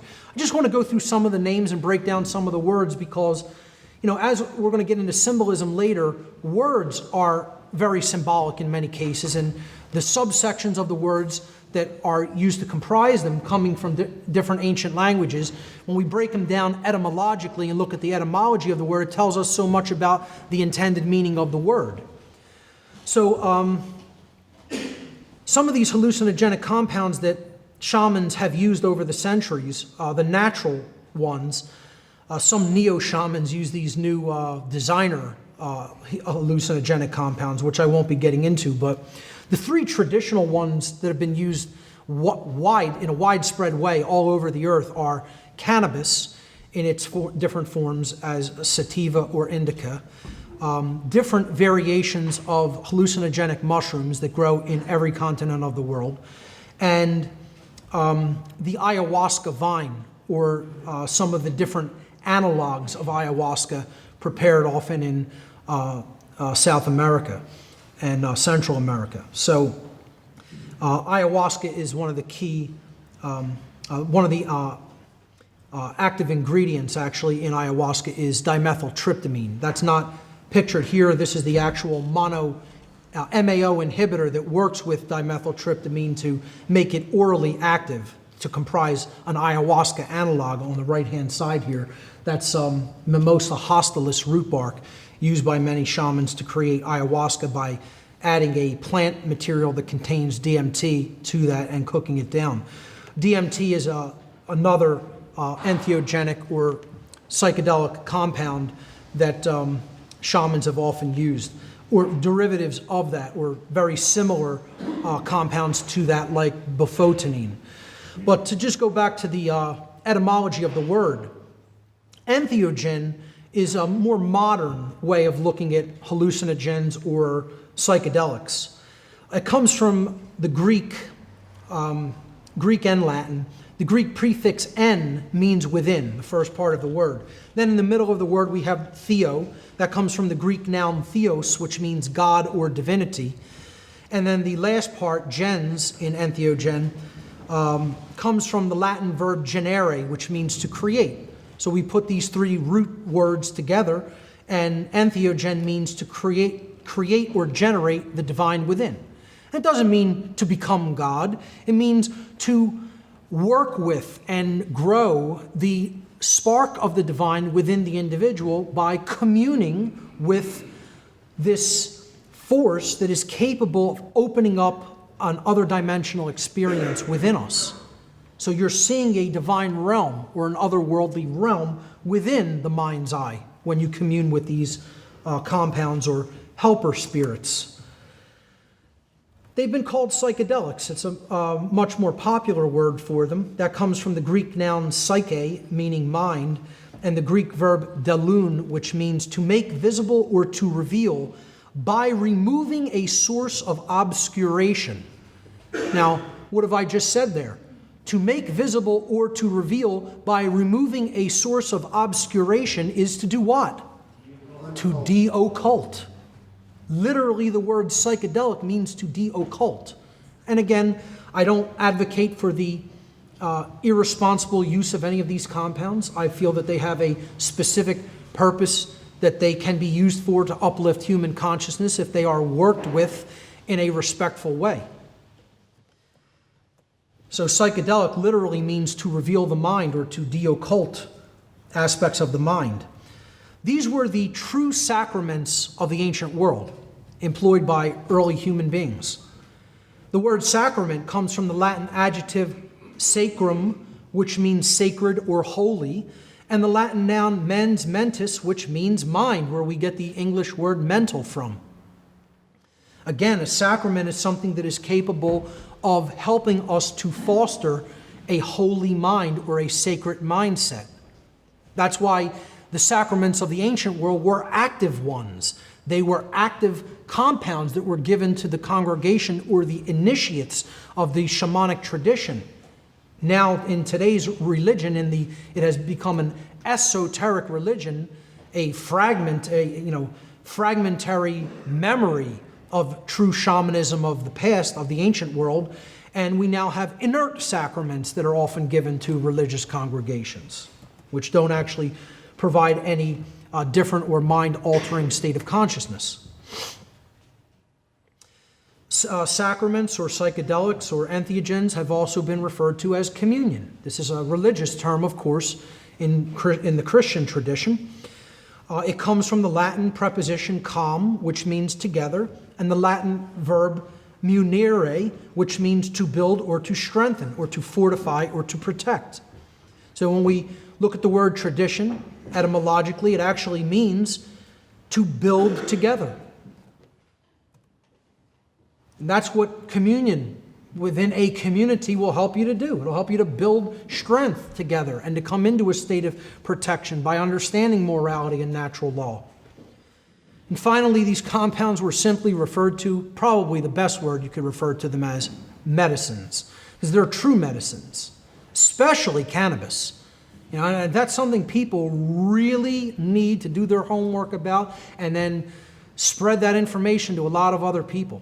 Cannabis is one of the most potent medicines, particularly just about for curing any chronic ailment, but particularly for healing cancer of all kinds. And this is something that has been occulted from most people's view, because pharmaceutical cartels, they want to clean up and keep people dependent on their drugs loaded with harmful effects and side effects for the duration of their natural lives. A real medicine, the word medicine comes from the Latin noun medi, which means the middle, the center, or the balance point, and the Latin noun sinus or kinus, which means ruin, destruction, or chaos. So when we put these together, what a medicine does is it brings balance to ruin. It brings balance to that which once was in ruin. Is that not what a true medicine is supposed to help us to achieve? To re-achieve a state of balance. In other words, to bring order to that which was in chaos. And ultimately, what the shaman really worked with was knowledge. Okay, that's the most important thing that can bring balance back to a society that is in ruins, or to bring order back to a society which was in chaos. Knowledge was the ultimate medicine of the shamanic culture.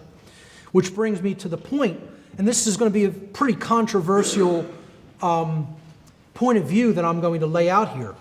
But if you actually look into this point, you will understand that this is the case. And many people will not advocate for this position, and I will. This is something I make no bones about advocating for. A shamanic culture was very controlling of their young. And I don't even want to use the word control.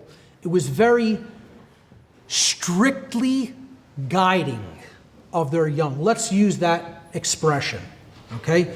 Control takes a very negative connotation, because control is often for a manipulative purpose designed to bring about the desire of the person who's doing the manipulation, okay, their own selfish will.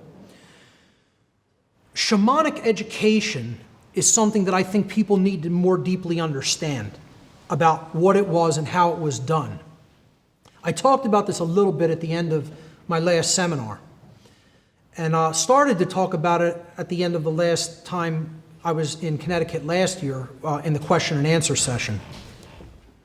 Many shamanic cultures throughout time have employed a strict system of moral education, the teaching of natural law principles for their young. In such an educational system, it is deemed unacceptable for their young not to learn the objective difference between right and wrong behavior at an early age. Again, this is something that's not even taught in our society. In any schools in the world, anywhere in the world, are teachers really teaching the difference, the true difference between right and wrong behavior? Are we teaching morality to our children? How many parents are even doing it, let alone teachers in schools? We're sending them off to a state-run educational system that wants to teach them compliance, obedience, and make them malleable so that their minds are easily molded to whatever the state wants them to be. That's why it's called outcome-based education. Well, shamanic education can be looked at as a different form of outcome-based education, because the ringer or the gauntlet that the shamanic culture was putting their children through was, you're going to come out the other end a moral human being, or you're not going to live in this culture. We're going to put you out into the wilderness as a result, which equals death in those societies, especially the ancient versions of them. In the modern world, these practices are largely dying due to there not really being any shamanic cultures practically left, and the rapid influx of modern civilization and technology and cities, etc.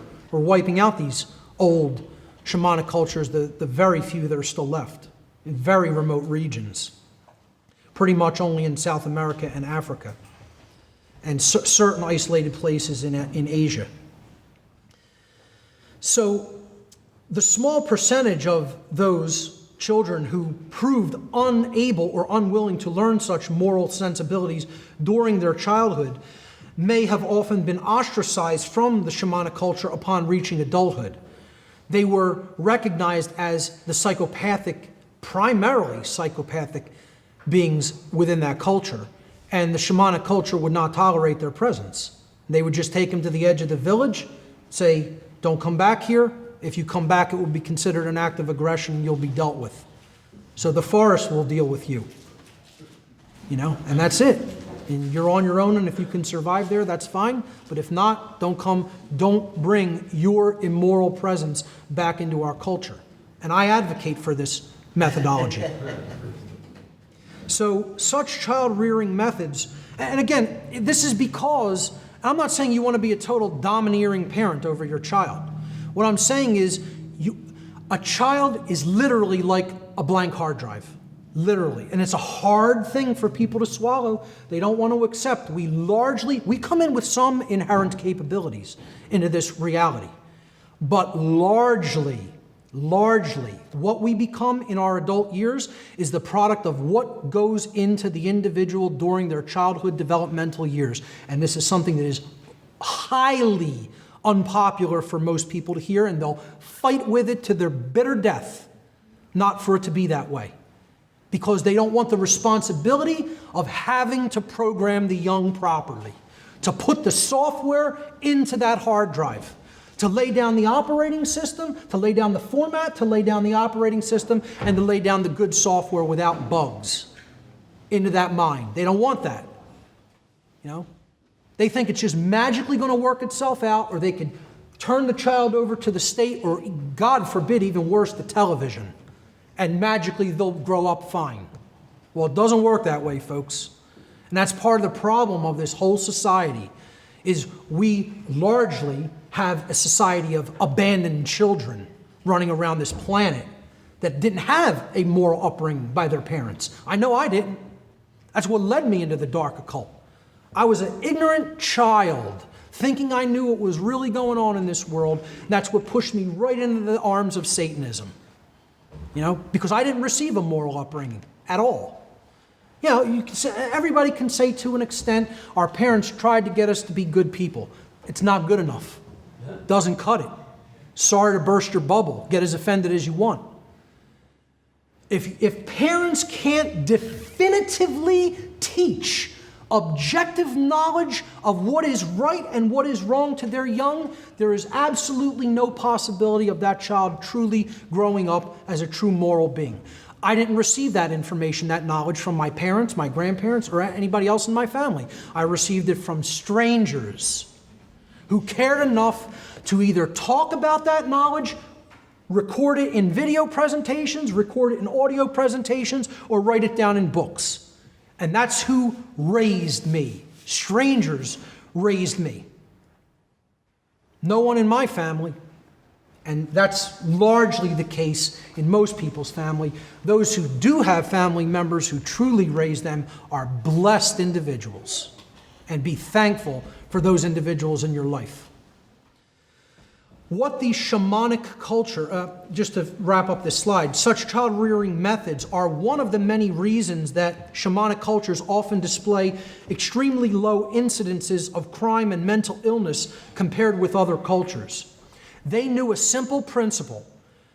If garbage goes into a complex system like a computer, inevitably, invariably, garbage comes out of it. If you program a computer with a bad file system format, a bad operating system, bad software, you're not getting good output on the screen, on the printer, on the internet, or anywhere else the information goes out to. Not possible. You put good quality information and coding into that computer, you're going to get quality out of it. And that is largely how a human being works. I'm not saying we are computers. I always make that caveat because there's always people who say, he's getting up here and saying we're all computers. Not what I'm saying. I'm saying our fundamental thought and behavioral processes largely work like a computer, that if you put good information in to be taken in, understood, and then acted upon, then you're going to have good output through behavior. If you have bad information that you've fed that to, and that goes for bad food that you're putting into the body, bad information that you're programming in through media and through the school system, etc., you can only get garbage output on the screen of life called human behavior. And this has to be deeply understood because we're not truly educating our young at all, certainly not in a moral sense. That's shamanism in general, in a nutshell. Again, I'm only going to cursorily touch on these. That's all time allows for. The Comitian tradition. Okay, this is the ancient Egyptian system of moral teachings. The ancient Egyptian system of occult practices and beliefs. The Comitian people were from Egypt, which was then called Kemet, or Kem, simply Kem. You could say it was Kemet. KMT is how it's transliterated into English. Kem or Kemet means the black land. The word black in Egyptian is Kem. So the original name for Egypt was Kemet. There it is in Egyptian hieroglyphs. Kemet is derived from the word Kem, again, a shortening of Kemet. And the word Kem means black or dark in ancient Egyptian. The term may have referred to the darkness of the soil of ancient Egypt caused by the mineral deposits left by the yearly overflow of the Nile River in the Nile Valley. The English word Egypt is derived from the Greek Aegyptos, which means, that was the Greek word for the ancient capital city of Egypt named Memphis. And that in turn, Aegyptos, which meant Memphis in Greek, the original name in Comitian or in ancient Egyptian for the city of Memphis was called Hutkapata by the ancient Comitians themselves. Hutkapata means the temple of the spirit of Ptah. Ptah is one of the highest creator gods in the Egyptian pantheon of gods and goddesses. He was considered a very important creator god. He was actually considered the first and greatest of the alchemists, those from Kem, the teachers from Kem, where the word alchemist and alchemy comes from. So Ptah was considered one of the original master teachers. He is often equivalated with Thoth, with Hermes Trismegistus in different occult traditions. Today, the word that modern Egyptians use for the nation of Egypt is Misr, which is derived from the Hebrew name for Egypt, Mizraim. Mizraim in Hebrew means a narrow place or narrow straits, probably referring to certain areas of the Nile River. But I would suggest that synchromystically, if for no other reason, this name, narrow straits, ultimately refers to the moral teachings of ancient Kem and the Comitian tradition, because they did teach a strict set of principles regarding natural or moral law. I'll get to that in a moment. I just want to look at some of their symbolism in the example of the Comitian Trinity. Just like Christianity, which derived its trinity from the ancient Comitian culture, the Comitians had a trinity of gods and goddesses, 2 gods and a goddess, to be exact. This was Osiris, Isis, and Horus. Osiris, depicted there in the middle with, atop the pillar, was the creator god of this trinity. He was the Father, God the Father, in other words. But what he symbolically represented in this allegorical symbolism of this trinity was the creative essence of the human being, which is the thought process, the mind. The thing that ultimately has to go to work first for anything to get created. Anything we want to create or put into manifestation has to ultimately work through the mental realm first. You want to build a computer, you want to build a podium, you want to build a home, any piece of technology, it has to exist first in the realm of mind. It has to be thought about archetypally, the need for it, its purpose. Then you have to go through the process of what you're going to do to make that happen and come into manifestation. All mental processes. So creation follows the mind, hence the mind, the thoughts, that's the father figure, the creator God. And that's what Osiris represented. Isis was the goddess figure in this trinity, depicted on the right. She was the divine mother, or in other words, the emotional aspects of the being, the spirit in which we do something, our spiritual essence, the sacred feminine essence. And then when those two things come together, our cares, our desires, our spirit, combined with our mental faculties of the mind, then what happens? We act in the world, and something is generated as a result. And this was Horus. He was the male child because he represented action, the masculine principle. And he was considered the savior figure, the one that was ultimately born to redeem the world through right action. Now, right action is what's ultimately going to redeem the world. And you can only take right action if you have right knowledge about the difference between right and wrong behavior. So he represented right action, that which we do with our body. It's a sacred masculine force. Very powerful if we understand the Trinity as such, that it is just different aspects of our own consciousness, thought, emotion, and action. Again, here's more Comitian allegorical symbolism through their statues. You see the god Osiris, the creator god, in the middle. And this is representative of the mind, specifically the brain physiology. You have the left brain set on Osiris's left-hand side. Whoever made this graphic, I didn't make the colors in the background, I just found this graphic like this. The person probably already had a very good understanding that this represented the brain, because they actually depicted the frequencies that often represent the left and right brain. Red usually represents the left brain tendencies or capabilities, and blue is usually symbolic of the right brain, the intuitive and creative capacities. So if you put yourself as Osiris in this image on this statue, set the dark god of the dualistic light, the dualistic sun aspect, okay? He was the dark sun. He was the setting sun. That's why his name is Set. The word sunset comes from Set. Okay, so Horus was the rising sun, the solar disk that was coming up into power on the eastern horizon. And as such, he represents the positive aspects of light, or the nurturing aspects of light. Okay, light coming into our presence and operating through the creative mind, operating through the right mind, through the compassionate and nurturing qualities, the sacred feminine, in other words. And Set kind of represents in this image logic and the left brain mental capacities without the balance of that sacred feminine force of truth and upright action that Horus represented. As such, Set was always a mischievous character in the Egyptian pantheon and the Egyptian stories, their allegorical stories. And he fought against Horus and ultimately conquers him and banishes him into the underworld, where they have to do battle. And Horus has to use his willpower to conquer Set and then rise again on the eastern horizon to rejuvenate the world through light and right action.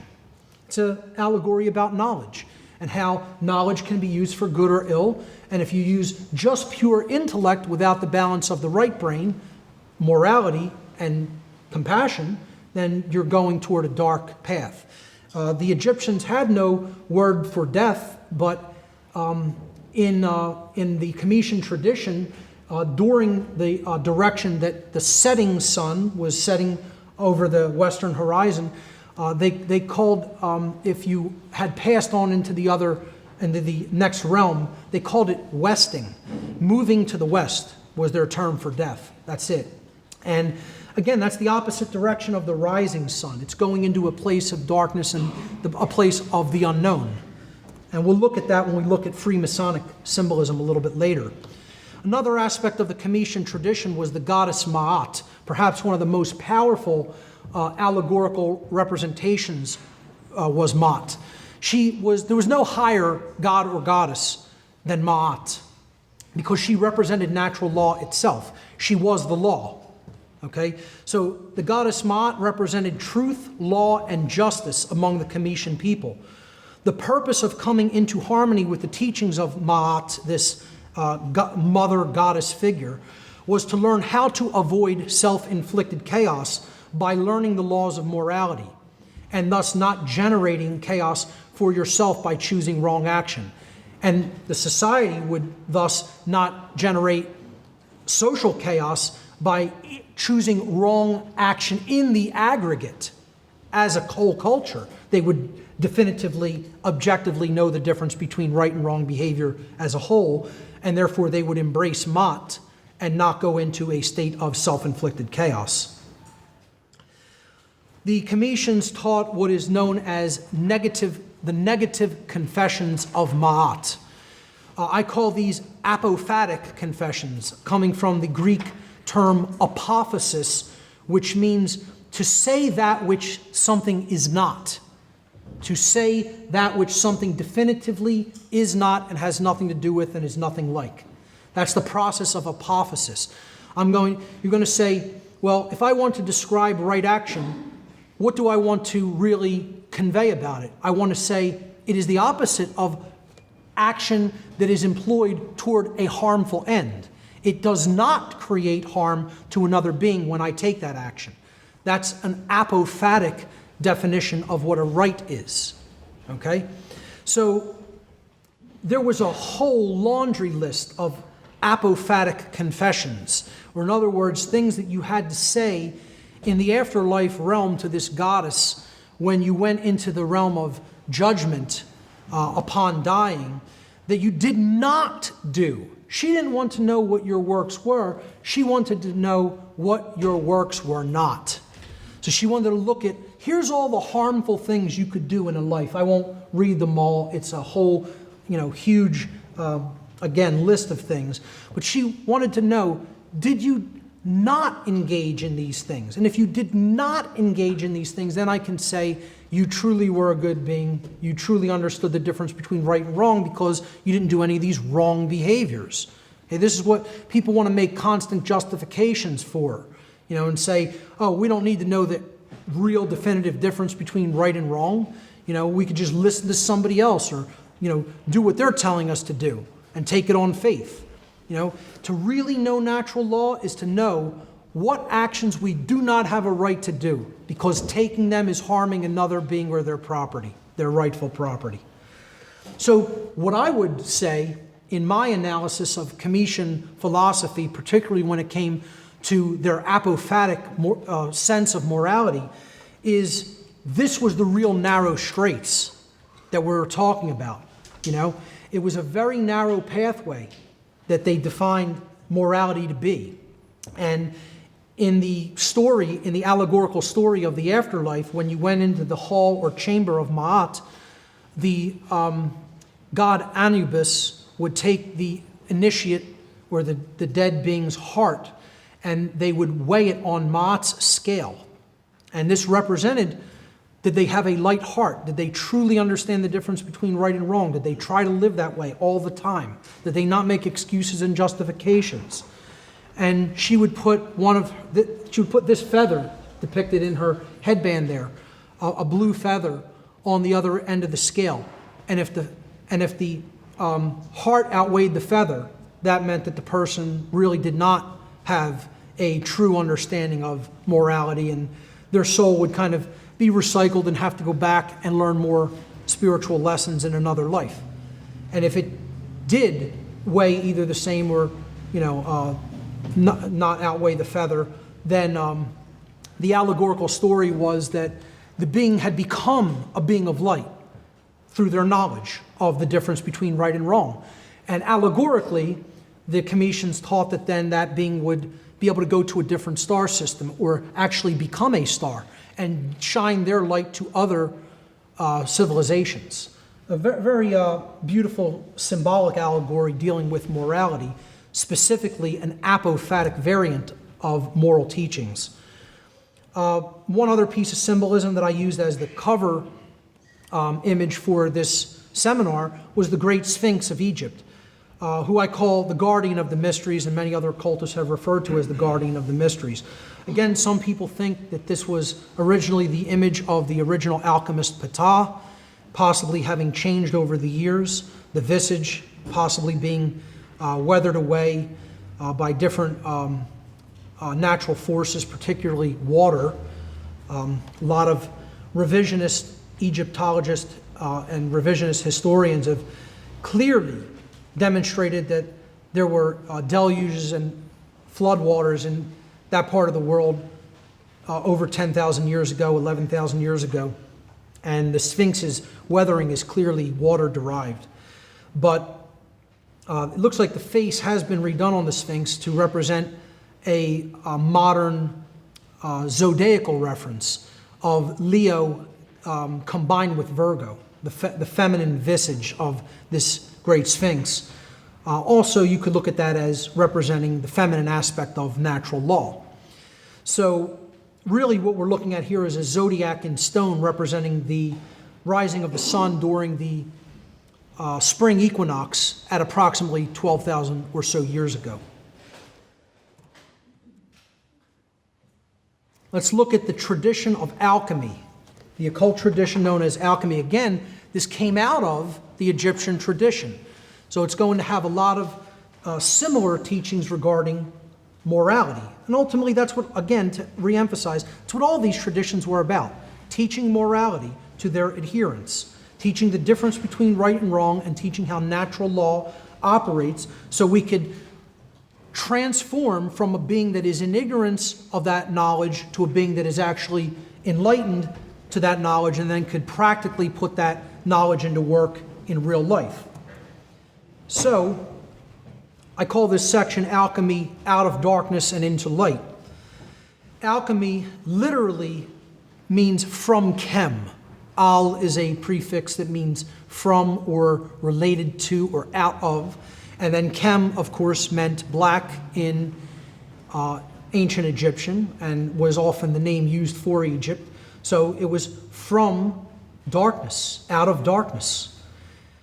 Alchemy is an occult tradition taught through allegories. An allegory, again, is a cryptic story, poem, or picture that can be interpreted or decoded in order to reveal a hidden meaning, typically a moral lesson. Again, as we were breaking down those statues in the Comitian tradition, allegorically, what lesson were they trying to communicate to people by building statues? And you'd have to know the background of the story of these gods to really be able to decode what the allegory is. Showing that statue to somebody who's never heard of Horus, Osiris, or Isis wouldn't really do much. But if you understand the verbal traditions and the written stories about those gods, then you understand what they represented and the allegory can be decoded. That's how occultism works. It works through relational and correlative thinking.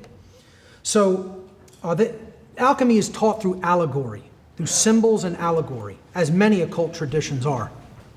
In the tradition of alchemy, it is asserted that all base modes of human consciousness, which are called base metals in alchemy, again, in alchemy you're dealing with the transmutation of metals from one form into another form. But they're not really talking about metals. Okay, they're talking about qualities of human consciousness. That's what these metals are. They're modalities of consciousness. So it's taught that the base modalities of human consciousness, or base metals, are actually imperfections of pure consciousness, or what the alchemists symbolically called gold consciousness. And that all metals are ordained by nature to become the perfect, quote, gold of the sun, or in other words, enlightened consciousness or enlightened beings. The alchemist then seeks to remove from his or her thoughts, emotions, and actions their disorderly imperfections or base characteristics in order to bring them to their true state of natural order, in other words, harmony with natural law, and to transmute them into, quote, alchemical gold, which again represented the purification of mind, body, and spirit. Now notice this is again an apophatic tradition. It works through a negative pathway. You're starting with something and you are breaking it down and removing the impurities. You're not adding something to it, you're taking away something that is already there. And this is representative of we are polluted with so much bad information, with bad programming, with beliefs that don't serve who we really are, with beliefs that don't give us an accurate understanding about how nature and the laws of consciousness work. So we need to get rid of those impurities, to take them away from ourselves, to break them down and to decalcify that which has become rigid and hardened. And it's like ossified like bone. And that's what the hardened ego is like. And it's to break that down and to carry it away, to dissolve it and remove those impurities. Some of the symbols in the symbolic tradition of allegory, very simple, basic, rudimentary ones. There's so many of them, you can get lost in them all. But there were elemental forces that the alchemists wanted to convey information about and basically define. And they had a symbol for them, and then they interpreted that allegorically. And here's some basic ones. The symbol of earth, an inverted equilateral triangle with a line going through about the 2/3 point if you take the measure from the base to the apex. The symbol of earth represented inherent characteristics of the being, their talents and resources that they may have developed or that they had a proclivity to or an inclination toward. Perhaps something that was inherent, that they maybe came in with a tendency for. So air represented the intellect, and that is the pure intellect, meaning the left brain modality, our ability to compute, our ability to define things logically, our ability to break things down, analyze, etc. Water, the inverted triangle, represented emotion, intuition, and creativity. Again, that sacred feminine essence, dealing with largely emotion and the sacred feminine qualities.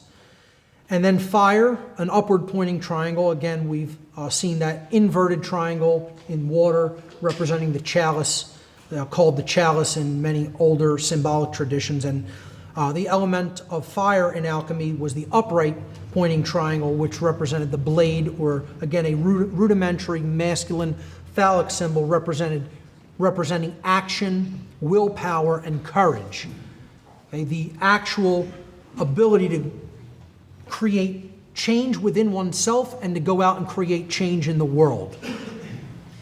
Then there was a fifth element. So you have earth, air, water, and fire, and then you had the quintessence, meaning the fifth essence. The fifth element was spirit, represented by a solar wheel with 8 spokes, a circle and then an eight-spoked cross in the middle of it.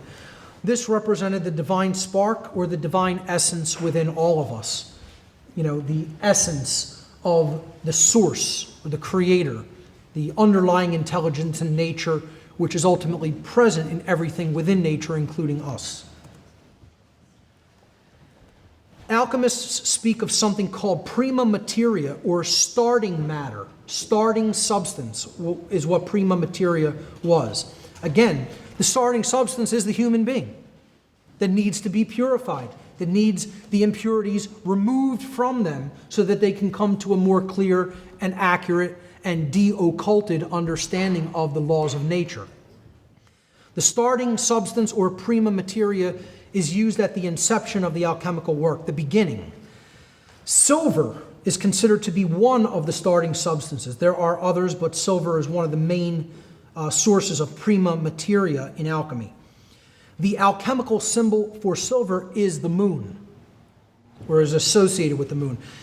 Because silver represented, in alchemy, the feminine aspects of the human psyche, including the attributes of intuition, inner wisdom, compassion, open-mindedness, and contemplation. And that's what you need to begin. You need that sense of open-mindedness, of desire, of willing to learn, willing to open yourself up and receive. Okay, the truth is always out there, but we have to be open to receive it. That's a feminine quality. It's absolutely essential and central to the tradition of Kabbalah, which we're going to talk about momentarily, which means reception. So alchemists also referred to an all-important agent which is necessary for the transmutation of, quote, base metals into, quote, gold, or in other words, base modes of consciousness into higher forms of consciousness. This agent has been referred to as the elixir of life, the philosophical powder, and the quintessence, but by far the most well-known name for this agent of transformation was the philosopher's stone. The philosopher's stone represented man himself at the beginning of the process of self-mastery. It also represented the universal spark, the divine spark or divine essence, which is present in everything that has been created, and thus also in the alchemist himself. The great work of alchemical transmutation is accomplished in 3 phases, which I'm going to cover briefly here. These 3 phases of transformation in alchemy are all explained allegorically. The first phase was called nigredo. Nigredo means blackening in Latin. This is a state of putrefaction, of breaking something down, corruption, dissolution, individuation, descent into matter, descent into the undifferentiated and into chaos. It represents the soul's descent into the material plane and the suffering experienced in the physical world. Alchemists often represented the soul at this stage as the element of salt, because salt is crystallized, it's hardened, it's fixed, just like an ego that is resistant to change.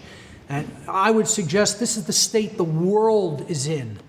We are in the state of nigredo, of blackening, of corruption, of putrefaction. And believe me, the vast majority of the people on this world are the salt.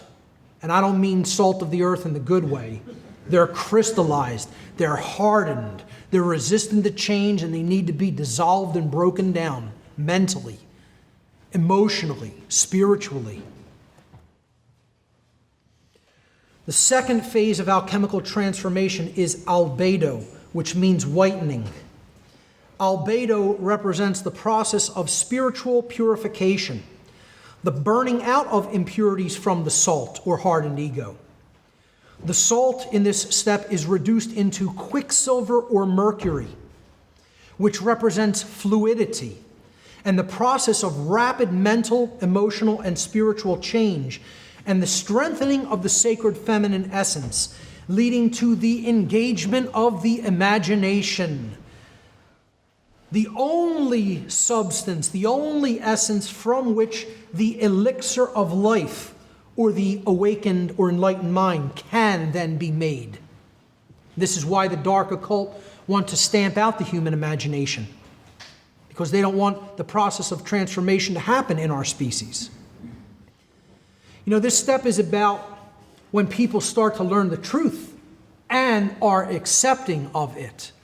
They have the mindset of openness and reception. Again, the date today is no accident. Highly synchromistic. 10-4. Reception. I got it. I get it. I've heard it. 10-4. Okay? No accident. No such thing. As soon as Art suggested the date, I said, I love it. It's all about reception, you know? So this step is the awakening process, the awakening step. It's when we recognize the world isn't what we thought it was, and we start developing a desire for more than the base things in life. We start developing a desire to know the truth, the desire to reach higher realms of consciousness, the desire to better ourselves and be better than we were the day before. when we're going to start working upon ourselves by taking in the truth and letting go of beliefs and letting go of impurities in our thought processes and bringing our consciousness into alignment with truth and with morality. That's this step of the process: whitening, purification, the burning out of impurities. It's a beautiful allegory if it's properly understood. The third and final phase of the alchemical, quote, great work is rubedo. Rubedo means reddening, the transmutation into gold or sulfur, alchemical substances, gold or sulfur. And they represented purified and enlightened consciousness. The elemental fire of the philosopher's stone. Again, that's why it was symbolized by a red elixir. Often the philosopher's stone was depicted as a red stone itself. And that represented the unification of man, which was the limited being, with the divine will, often represented by a red color as well, the unlimited. So it's a paradox in terms. It's the microcosm joining with the macrocosm. It's man as the limited being in the physical domain having a spiritual learning experience here in the physical world, coming into union with the divine spark or essence, the unlimited force inherent in nature. That's alchemy in a nutshell. Very simple explanation of the allegorical tradition. Again, this is rudimentary work meant to whet the appetite of the student. Let's briefly look at the Hermetic tradition. A quote, which is an inscription from the ruins at the Delphic Oracle in Greece. Heed these words, ye who wish to probe the depths of nature. If you do not find within yourself that which you seek, neither will you find it outside of yourself. If you ignore the wonders of your own house, how do you expect to find other wonders? In you is hidden the treasure of treasures. Know thyself, and you will know the universe and the gods. Again, it's an understanding that if you really deeply explore either of the realms of the occult, the microcosmic realm or the macrocosmic realm, they are reflections of each other.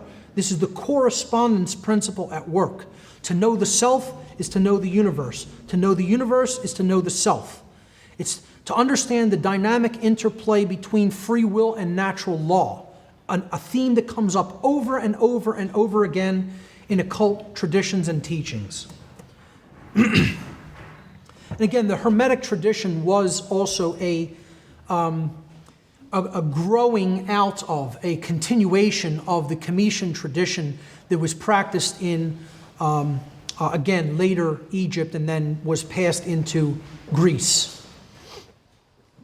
I'm going to read some Hermetic philosophy from a book known as the Kybalion. I know a lot of people debate that pronunciation and like to call it the Kybalion, but I see that as far too modern Anglicized, and I like to pronounce it how it probably would have been pronounced in the ancient Greek language, in which there was no short Y sounds. It would have been a long I sound, Kybalion, and every syllable would have been pronounced.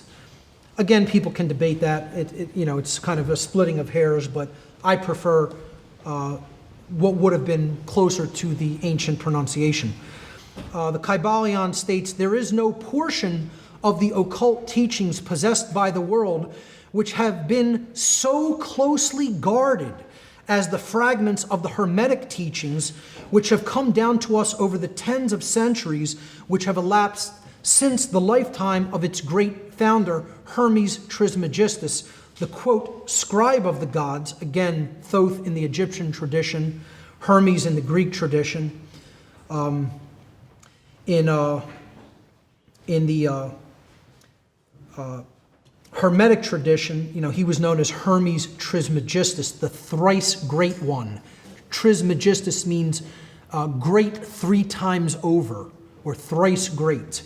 He was great in his thoughts, in his emotions, and in his actions.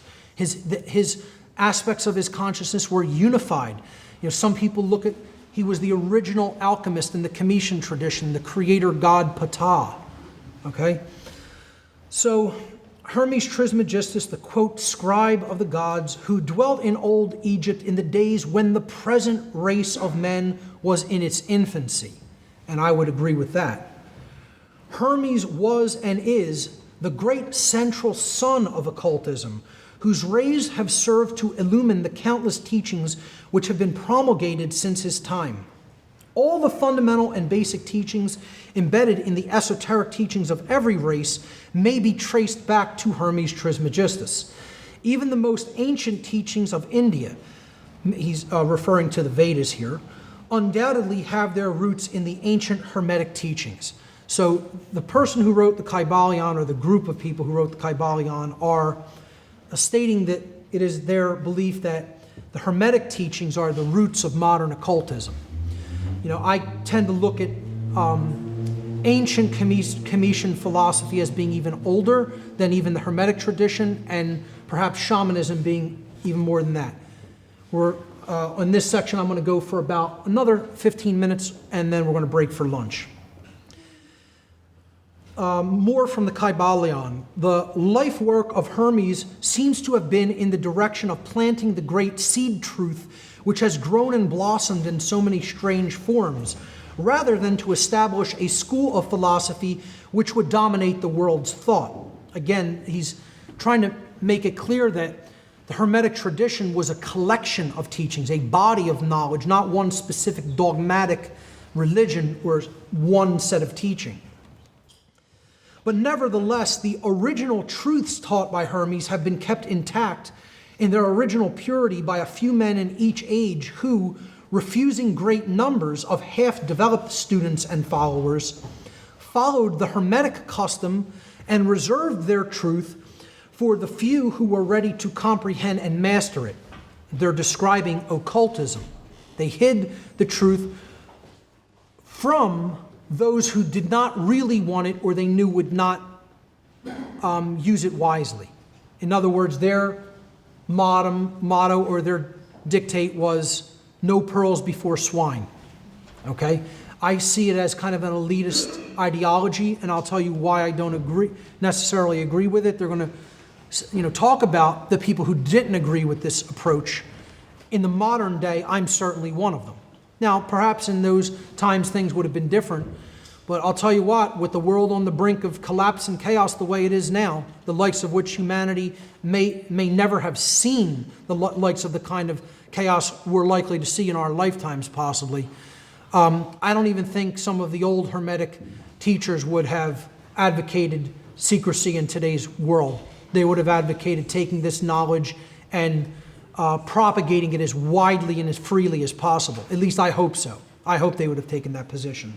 But that's the position I take anyway. They followed the Hermetic custom and reserved their truth for the few who were ready to comprehend and master it. From lip to ear, the truth has been handed down among the few.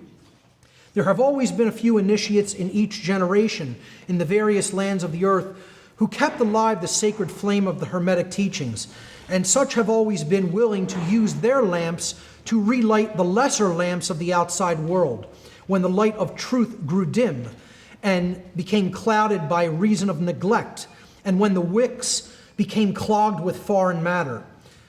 There were always a few to tend faithfully to the altar of truth, upon which was kept alight the perpetual lamp of wisdom.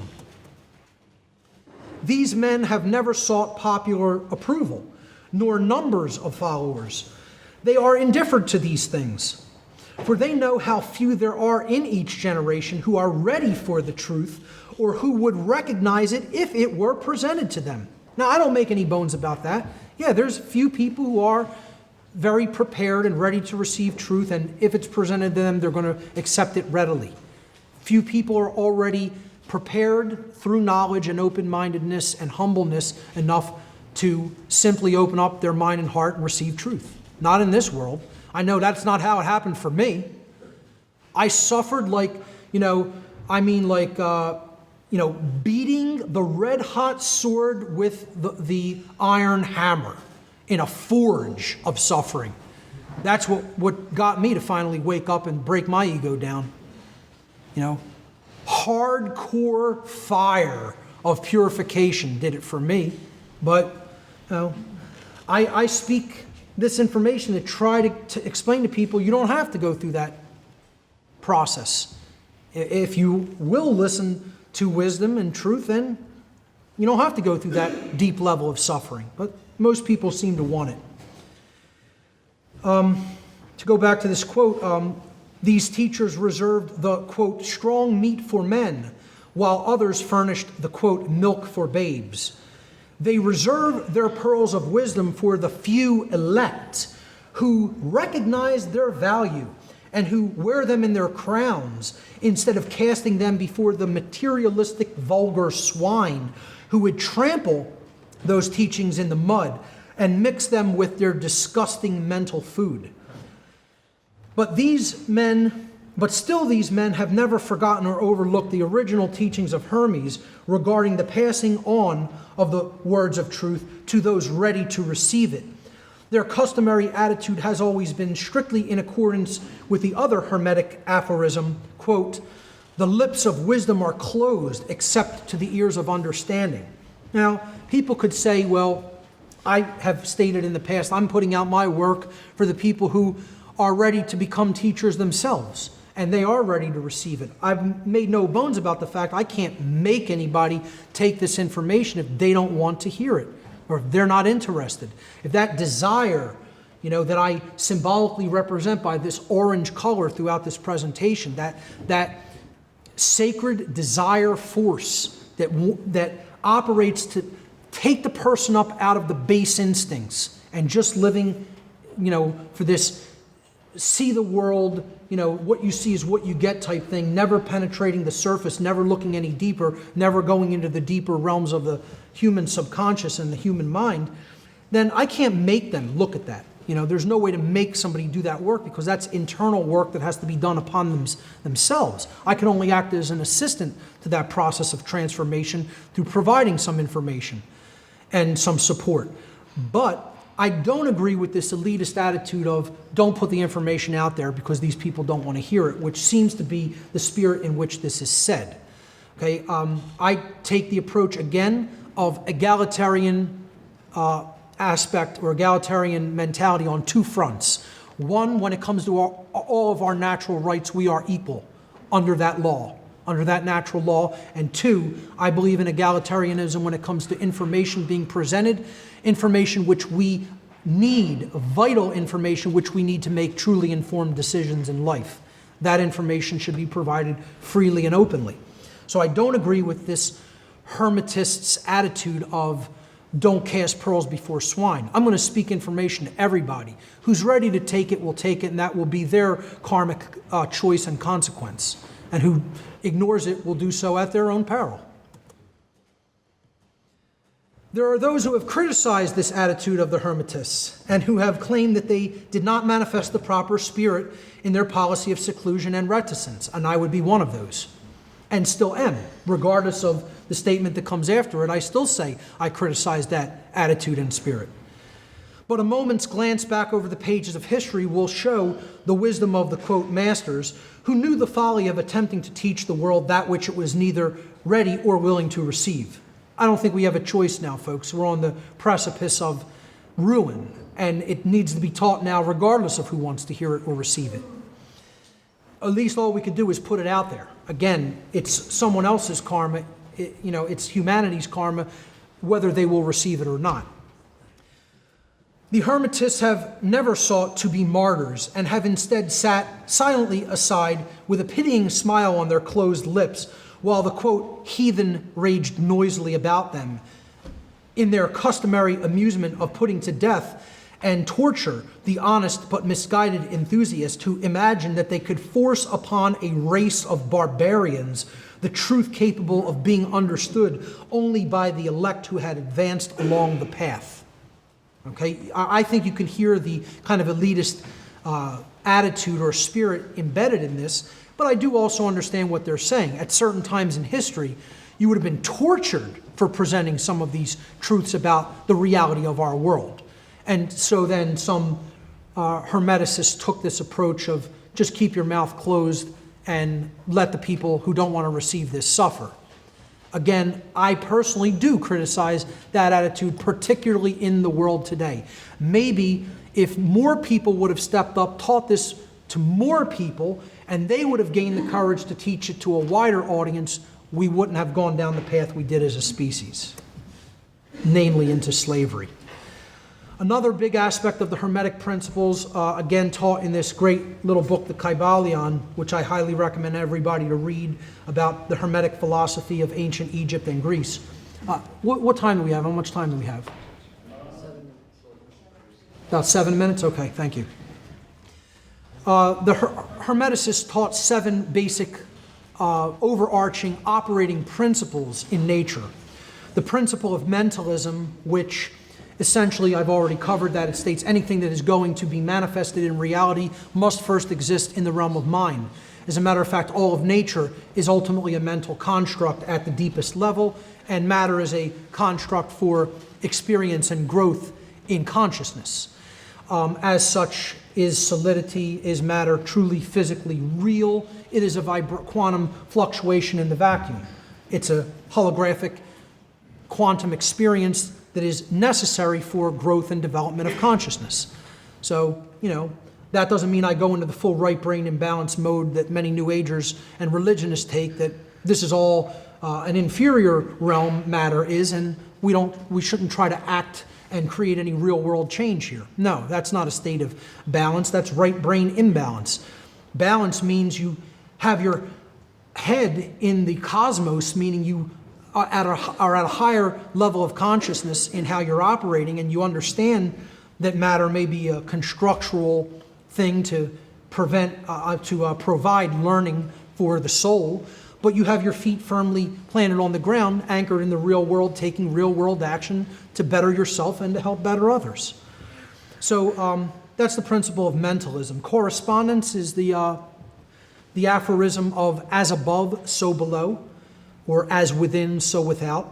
The microcosm reflects the macrocosm, and the macrocosm reflects the microcosm. That which we do at an individual scale will become our aggregate quality of behavior at a larger scale and will become our macroscopic experience. That's the law of correspondence. The law of vibration, again, at a very low, undifferentiated level, everything is simply a fluctuation or a vibration, vibratory energy existing in the vacuum, and nothing is truly at rest. Everything ultimately is in a state of vibration. There is no such thing as the cessation of motion or the cessation of vibration or sound. The principle of polarity, everything has poles to it, everything has opposites, everything has a kind of a spectrum of extremes, a spectrum of polarities that result in two opposite extremes, ultimately operating through the same thing, through the same medium, but seeming to have different extremes in their polarities. The principle of rhythm, everything moves in cycles and has a rhythm to it, has an up and down quality, an ebb and flow quality through time. The principle of cause and effect essentially is almost equivalent with natural law principles. That which we cause and put out into effect in the universe is then demonstrated back to us by the universe like a mirror. Okay, so we reap what we sow. That which we put out into the universe, we receive back from the universe. There is no effects that manifest without causal factors that precede them. And finally, the principle of gender, which states that there is a masculine and feminine quality, a blending between those two polarities in everything in nature. These principles operate in everything in the natural world, and they are always operating. As such, they were called the Hermetic principles, and the word Hermetic comes down to us in modern English through the word hermetically sealed. It means that it's fixed, it's operating inherently in nature, and nothing we do is going to change those principles at work in nature. All we can do is align our consciousness to them by understanding that they do exist, that they are operating in nature, and then we can learn to live in harmony with them and not create self-inflicted suffering, just like the physical laws of dynamics. They are fixed, they are set in stone. While you are on Earth, you are operating in a 1G gravitational field. If you step off of a large building, gravity will have an effect upon the mass of your body and you will go splat. That's a fixed law, and all you can really do is understand it. It doesn't matter if you like it or not, but you can understand it and therefore align your behavior not to do such a stupid thing by walking off a building in a 1G field, okay? So the laws of nature expressed by the Hermetic tradition are set in stone and hermetically sealed, and this tradition does a really good job of explaining the underlying principles of natural law. I think we'll leave it there for this morning session, and in the second session we will meet at exactly 2 p.m. Please come back a little bit before then, like if you could be back around 5:02, that would be great, so you could take your seats and get ready. I'm going to start exactly at 2 p.m. Thank you.